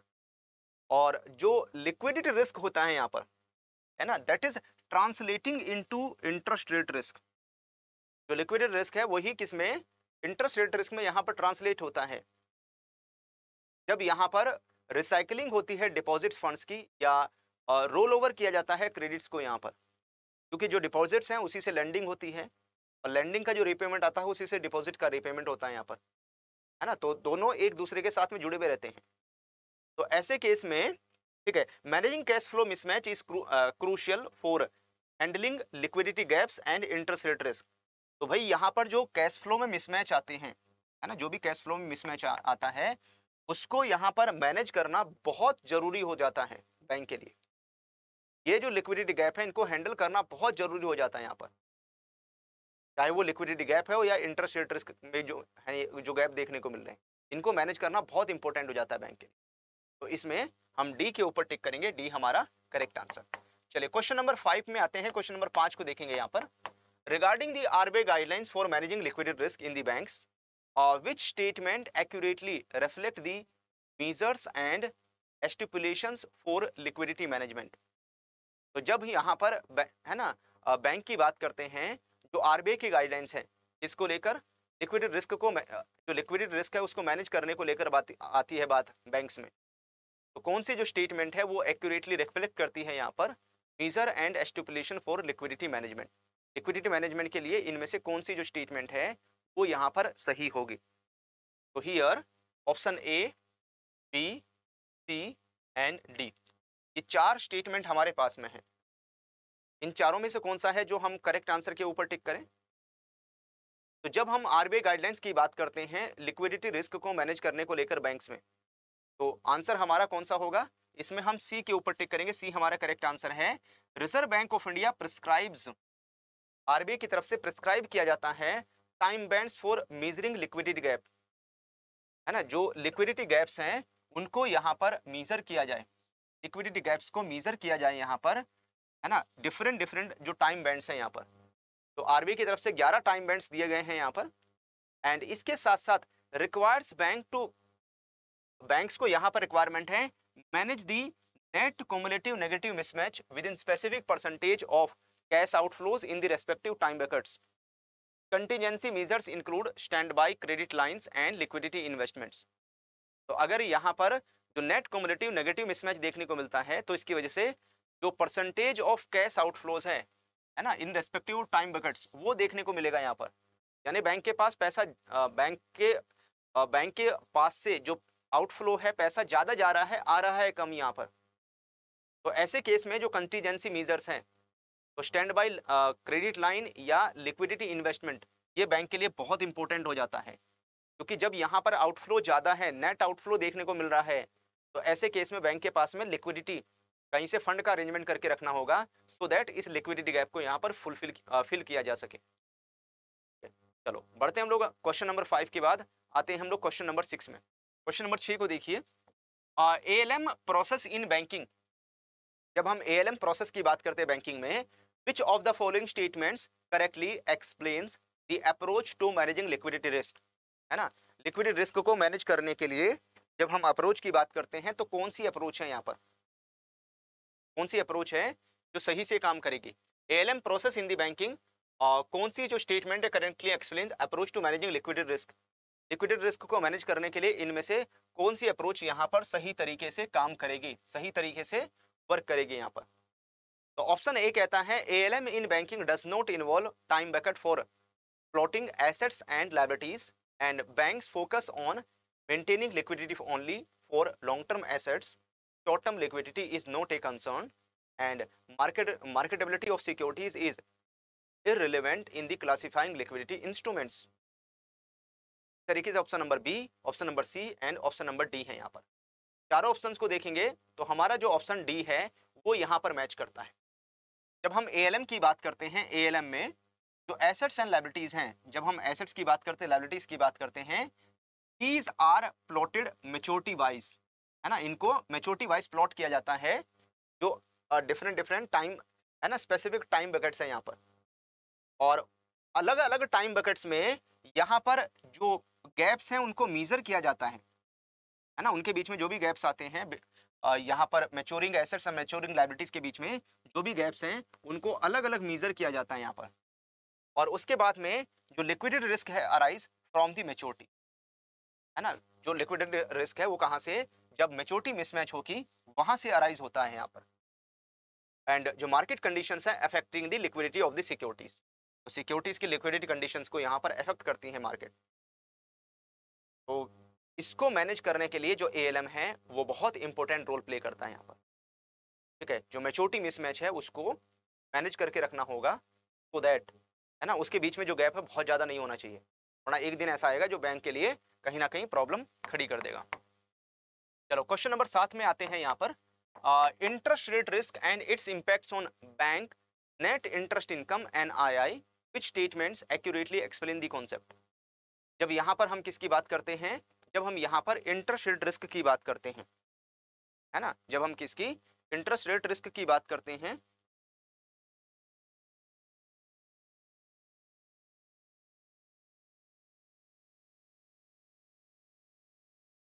चलिए जब हम किसकी बात करते हैं, इंटरेस्ट रेट रिस्क एंड उसके इम्पैक्ट की बात करते हैं, interest rate risk and its impact on banks NII, है ना, बैंक के NII की बात करते हैं यहाँ पर, इंटरेस्ट रेट रिस्क और बैंक्स के NII की बात करते हैं। तो विच statement accurately explain this concept, है ना, इस कॉन्सेप्ट को इनमें से कौन सा है जो अच्छे से एक्सप्लेन करेगा, जो इसमें सही से इसके बारे में बताएगा। तो हमारे पास में 4 ऑप्शन हैं, option A, option B, option C and option D। We have 4 option, 4 option है हमारे पास में। क्वेश्चन नंबर 7 में मैच कौन सा करेगा, तो यहाँ पर जब हम इंटरेस्ट रेट रिस्क की बात करते हैं तो इंटरेस्ट रेट रिस्क अराइज होता है, कब अराइज होता है, when there is a change in market interest rates,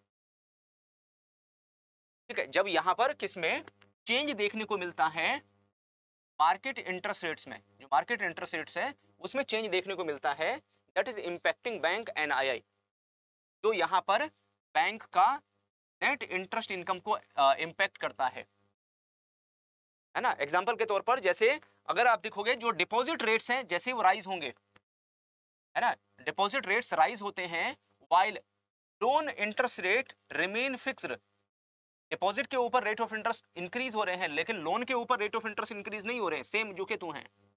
तो इसकी वजह से यहाँ पर जो बैंक का NII है वो यहाँ पर रिड्यूस हो जाएगा, बैंक का NII कम हो जाएगा, यहाँ पर बैंक की नेट इंटरेस्ट इनकम यानी जिसको हम बोलते हैं नेट प्रॉफिट, वो यहाँ पर रिड्यूस हो जाएगा, वो कम हो जाएगा, है ना। यहाँ पर नेगेटिव भी हो सकता है, एक ऐसी कंडीशन भी अराइज हो सकती है कि, है ना, एक ऐसी कंडीशन भी हो सकती है यहाँ पर, ठीक है, NII कैन बी रिड्यूस और इवन बिकम नेगेटिव और highlight the repricing risk in the banking. तो नेगेटिव भी हो सकता है यहाँ पर, प्रॉफिट होने के बजाय और लॉस हो सकता है, नुकसान हो सकता है यहाँ पर। तो ऐसे केस में फिर रीप्राइसिंग करने की रिक्वायरमेंट होगी, हमें डिपॉजिट के ऊपर रीप्राइसिंग करनी होगी, फिर हमें लोन के ऊपर रीप्राइसिंग करनी होगी, यहाँ पर उसकी रिक्वायरमेंट आएगी फिर। चलिए आ जाते हैं क्वेश्चन नंबर 7 के बाद में क्वेश्चन नंबर 8 में आते हैं यहाँ पर, regarding the management of interest rate risk in banks, है ना, जब हम किसकी बैंक में बात करते हैं यहाँ पर, है ना, जब हम किसकी मैनेजमेंट की बात करते हैं, management of interest rate risk in the banks, तो जब हम बैंक्स में इंटरेस्ट रेट रिस्क को मैनेज करने की बात करते हैं, particularly in relation to the repricing of assets and liabilities, which of the following statements is correct, इनमें से कोई स्टेटमेंट यहाँ पर कौन सी स्टेटमेंट है जो करेक्ट है, कौन सी स्टेटमेंट है जो सही है यहाँ पर। तो we have 4 options, option A, option B, option C, option D, 4 option है हमारे पास में।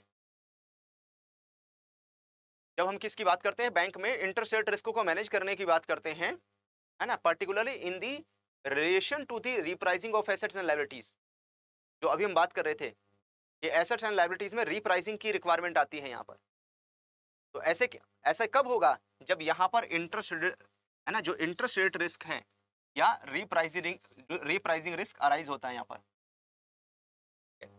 जब यहाँ पर ये जो रिस्क है वो अराइज होता है, कब अराइज होगा, mismatch in the timing of interest rates adjustment of assets and liabilities, जब एसेट्स के ऊपर जो रेट ऑफ इंटरेस्ट है और लायबिलिटीज के ऊपर जो रेट ऑफ इंटरेस्ट है उनके एडजस्टमेंट में जो इंटरेस्ट रेट्स हैं उन दोनों के इंटरेस्ट रेट के एडजस्टमेंट में जब यहाँ पर उनकी टाइमिंग में मिसमैच देखने को मिलती है ना, जब इनके टाइमिंग में मिसमैच देखने को मिलेगी तब ये जो रिस्क है वो अराइज होगा यहाँ पर। है ना। जैसे अगर वही बात है कि अभी जो हम अभी बात कर रहे थे कि अगर कस्टमर को लोन हमने फिक्स रेट ऑफ इंटरेस्ट पर दे दिया और डिपॉजिट के ऊपर जो रेट है वो फ्लक्चुएट कर रहे हैं यहाँ पर मार्केट में, जैसे जैसे रेट यहाँ पर रेट में चेंज आएगा, डिपॉजिट के ऊपर रेट ऑफ इंटरेस्ट इंक्रीज होते जाएंगे और ये तो फिक्स है, इसमें कोई चेंज होगा नहीं। तो यहाँ पर जो बैंक का प्रॉफिट है, नेट प्रॉफिट है, यानी जिसे बोलते हैं NII, नेट इंटरेस्ट इनकम, वो बैडली इंपैक्ट करेगा, उसके ऊपर बुरी तरीके से यहाँ पर असर देखने को मिलेगा। चलो आ जाते हैं हम लोग क्वेश्चन नंबर 9 में, और आज का सेकंड लास्ट क्वेश्चन भी है। ठीक है, तो आज हम इस टॉपिक के 10 क्वेश्चन करेंगे। इन क्वेश्चंस को रिवाइज जरूर कर लेना, वीडियो में लाइक बटन के ऊपर जरूर क्लिक करके रखना, सो दैट सारे क्वेश्चंस आप अच्छे से रिवाइज कर पाएं, है ना। बहुत जरूरी हैं सारे के सारे क्वेश्चंस आप सभी के लिए। Repricing risk in the asset liability management ALM, which statement accurately describe the concept and its management? तो इनमें से कौन सा है जो यहाँ पर डिस्क्राइब करेगा, जो बताएगा यहाँ पर। ठीक है, जब हम किसकी एसेट लायबिलिटी मैनेजमेंट में ALM में रीप्राइजिंग रिस्क की बात करते हैं, तो ABCD में से किसके ऊपर टिक करें हम लोग यहाँ पर। तो इसमें हमारा जो आंसर है वो होगा बी के ऊपर टिक करेंगे। Repricing risk arise when there is imbalance in the repricing dates of the assets, है ना। जो भी यहाँ पर एसेट्स हैं, लायबिलिटीज हैं, एसेट्स में लोन आ जाएंगे, लायबिलिटीज में डिपॉजिट्स आ जाएंगे। जब रीप्राइजिंग डेट्स इम्बैलेंस है यहाँ पर, दोनों की रीप्राइजिंग डेट्स जब अलग अलग होंगी यहाँ पर, तो तब जाकर रीप्राइजिंग रिस्क अराइज होगा। ठीक है, जो भी यहाँ पर गिवन टाइम बकेट है, मान लेते हैं 1 साल के डिपॉजिट्स हैं और 1 साल के यहाँ पर लोन है, और दोनों में जो समय है रीप्राइजिंग का वो अलग अलग है यहाँ पर, तो ये एडवर्सली इंपैक्ट करेगा, और एडवर्सली इंपैक्ट करेगा तो यहाँ पर रीप्राइजिंग रिस्क अराइज होगा। तो ऐसे केस में banks manage this risk by categorization asset and liabilities based on their repricing dates. तो जो भी यहाँ पर रीप्राइजिंग की डेट्स हैं और जो डेरिवेटिव इंस्ट्रूमेंट्स हैं, उनका यूज करके यहाँ पर इस मिसमैच को एडजस्ट करने के ऊपर बैंक फोकस करते हैं। ओके, तो बी के ऊपर टिक करेंगे, बी हमारा करेक्ट आंसर होगा। और चलिए आज का लास्ट क्वेश्चन देख लेते हैं, question number 10। Regarding the RBI guidelines for managing interest rate mismatch in the banks, which of the following statement is correct.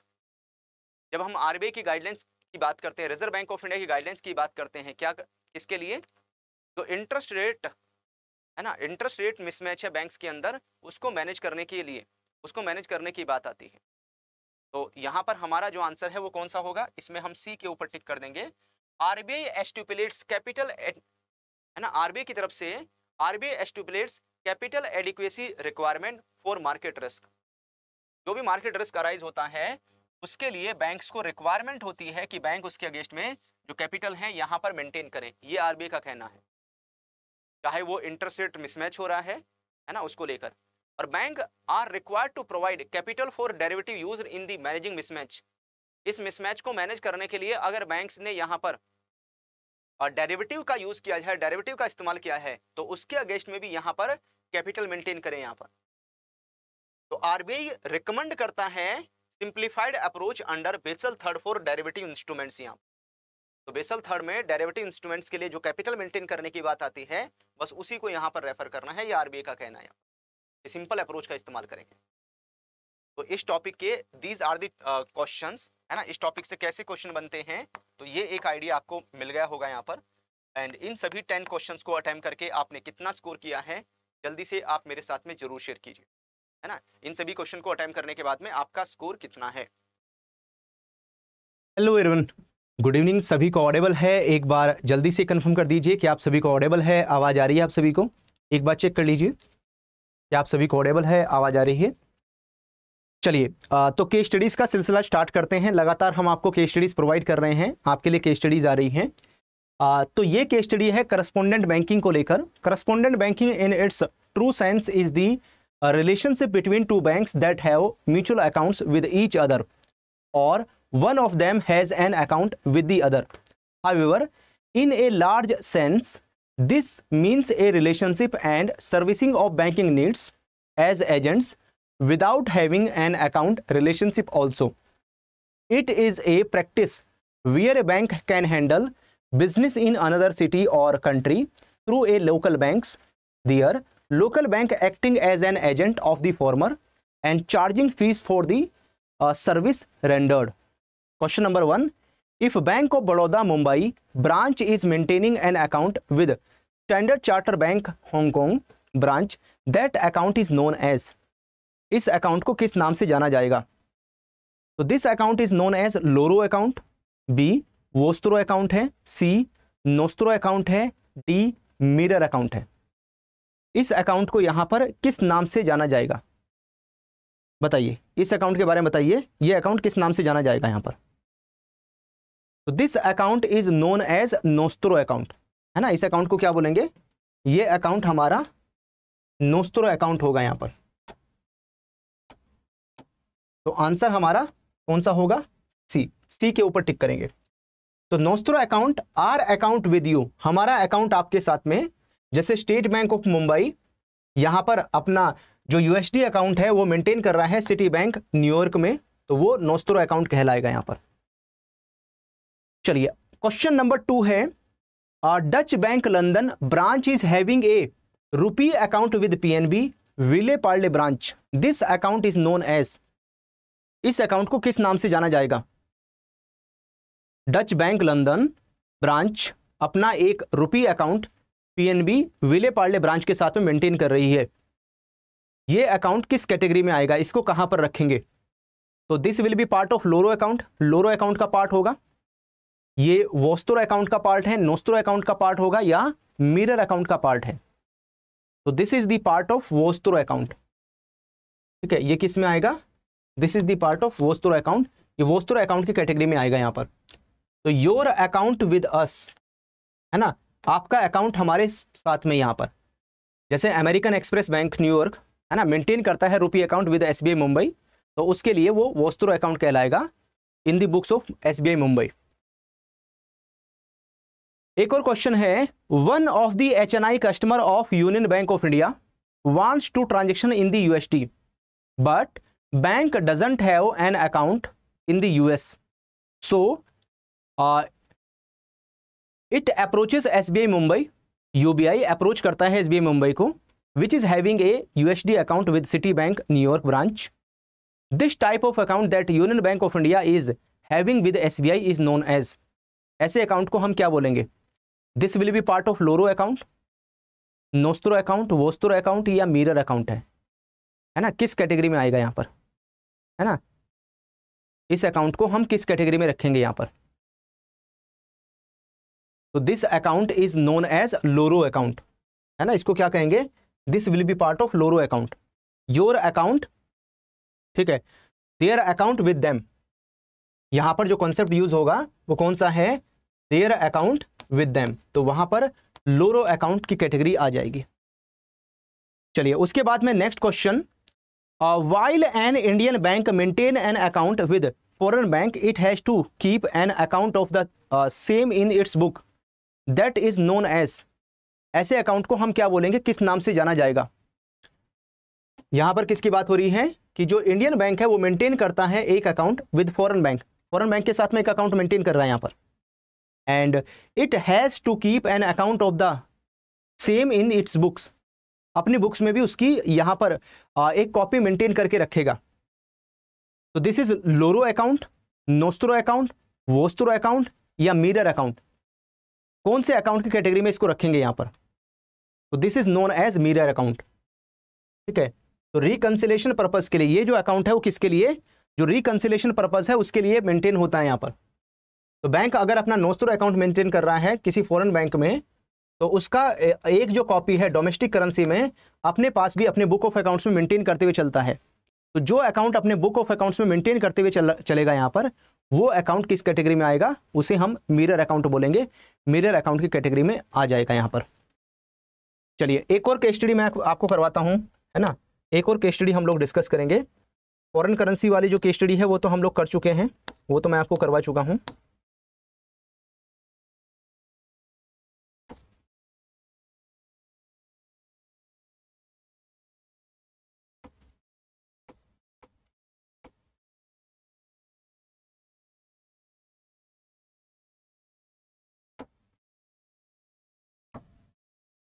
चलिए बड़ा अच्छा क्वेश्चन है और आई थिंक आप सभी को विजिबल होगा, तो अपनी स्क्रीन को एचडी में कर लेना भाई, है ना।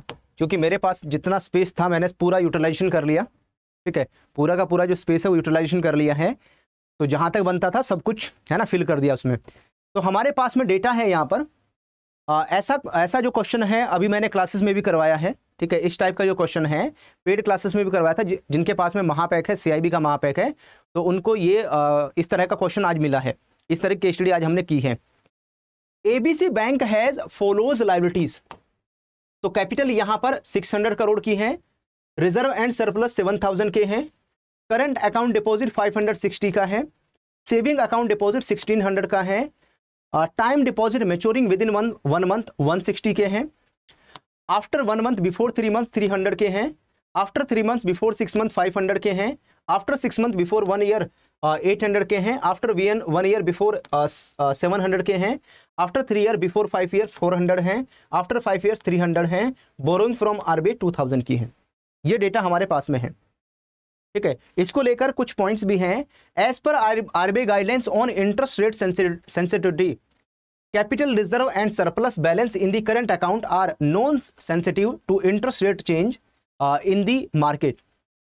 Saving bank deposit interest earning portion called core portion is sensitive and to be placed in the 1 to 3 year buckets, 1 से 3 साल के बकेट में रखेंगे, एंड वोलेटाइल जो पोर्शन है दैट इज नॉन सेंसिटिव यहां पर। वहीं पर जो टर्म डिपॉजिट है, certificate of deposit, borrowing, fixed as well as floating और zero coupon are sensitive to rate changes. Next point है यहां पर borrowing from RBI to be but in 1 month bucket और other liabilities and provisions are non sensitive. तो ये कुछ additional information हमारे पास में यहां पर अवेलेबल है। एक क्वेश्चन मैं आप सभी को दिखा रहा हूं, इस क्वेश्चन का आंसर निकालिए। How much of the current account will be placed in less than 1 month bucket. 1 महीने से कम के बकेट में आप यहां पर इनमें से कौन सा है जिसको रखेंगे, जिसको पुट करेंगे। 1 महीने से कम के बकेट में आप किसको लेकर जाएंगे यहां पर।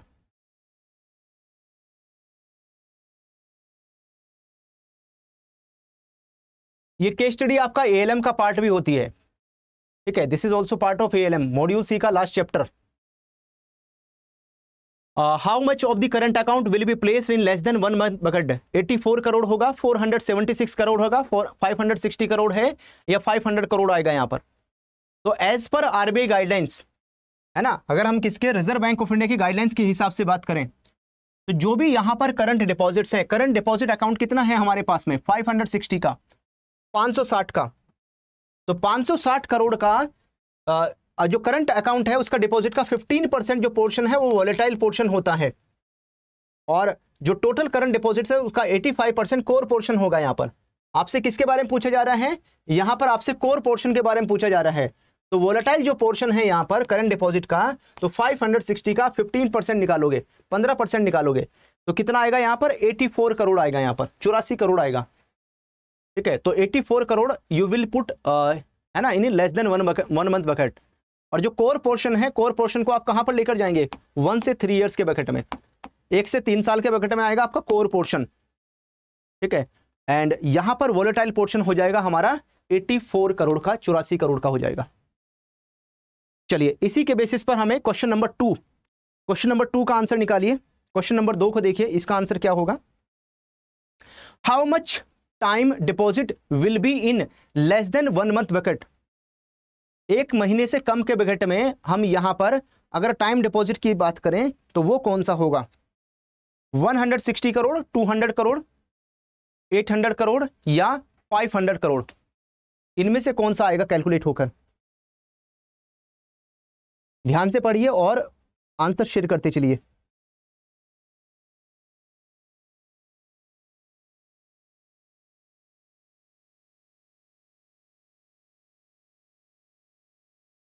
वीडियो को लाइक जरूर कर लेना सो दैट केस स्टडीज आपके अकाउंट में सेव हो जाएं, और जब भी आप इनको प्रैक्टिस करना चाहें, प्रैक्टिस के लिए आपके पास अवेलेबल रहनी चाहिए।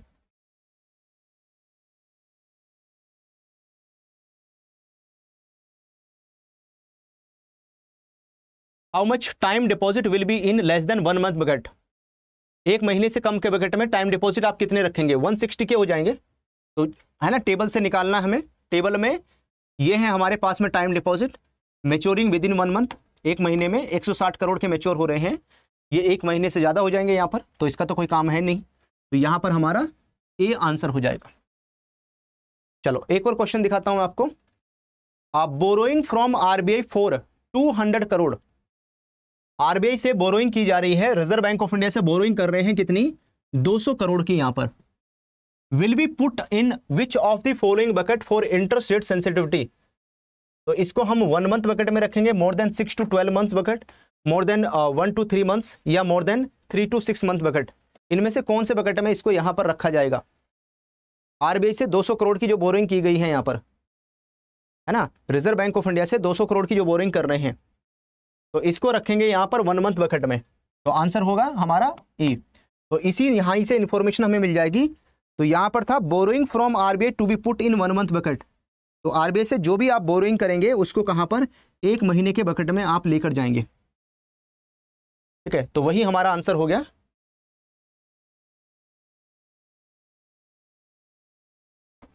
चलिए, तो ये था हमारा क्वेश्चन यहां पर।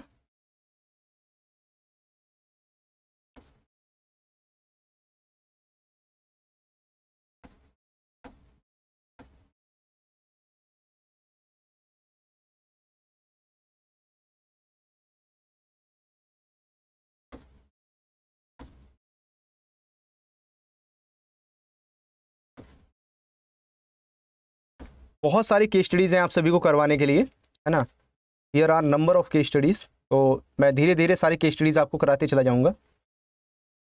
चलो एक नज़र फेमा में निकाल लेते हैं हम लोग। ठीक है, एक जो नज़र है फेमा में निकाल लेते हैं। यस, तो फेमा 1919 वाज, जो फेमा है 1999 was enacted by the statutes of the parliaments and was brought into force with the effect on 1st of June 2000. The act applies to all the transaction in the foreign exchange undertaken in India or by person resident in India. Earlier FERA Act regulate the era of foreign exchange, which had its origin from Defense of India Rule यानी DIR 1935 and later on FERA 1947. Objective of FEMA is to facilitate external trade and payment and to promote the orderly development and maintenance of foreign exchange market in India. Here question 1 है, what is the full form of FEMA, ये तो आप सभी जानते हैं, foreign exchange management act. चलिए question number 2 का answer निकालिए। अंडर द LRS, अगर हम लिबरलाइज रेमिटेंस स्कीम की बात करते हैं यहाँ पर, है ना, जो LRS है liberalise remittance scheme, what maximum amount can a person remit to other countries in a financial year, तो 2 लाख $US है, $1,50,000 है, $2,50,000 या $3 लाख यहाँ पर हो जाएगा, कितना होगा।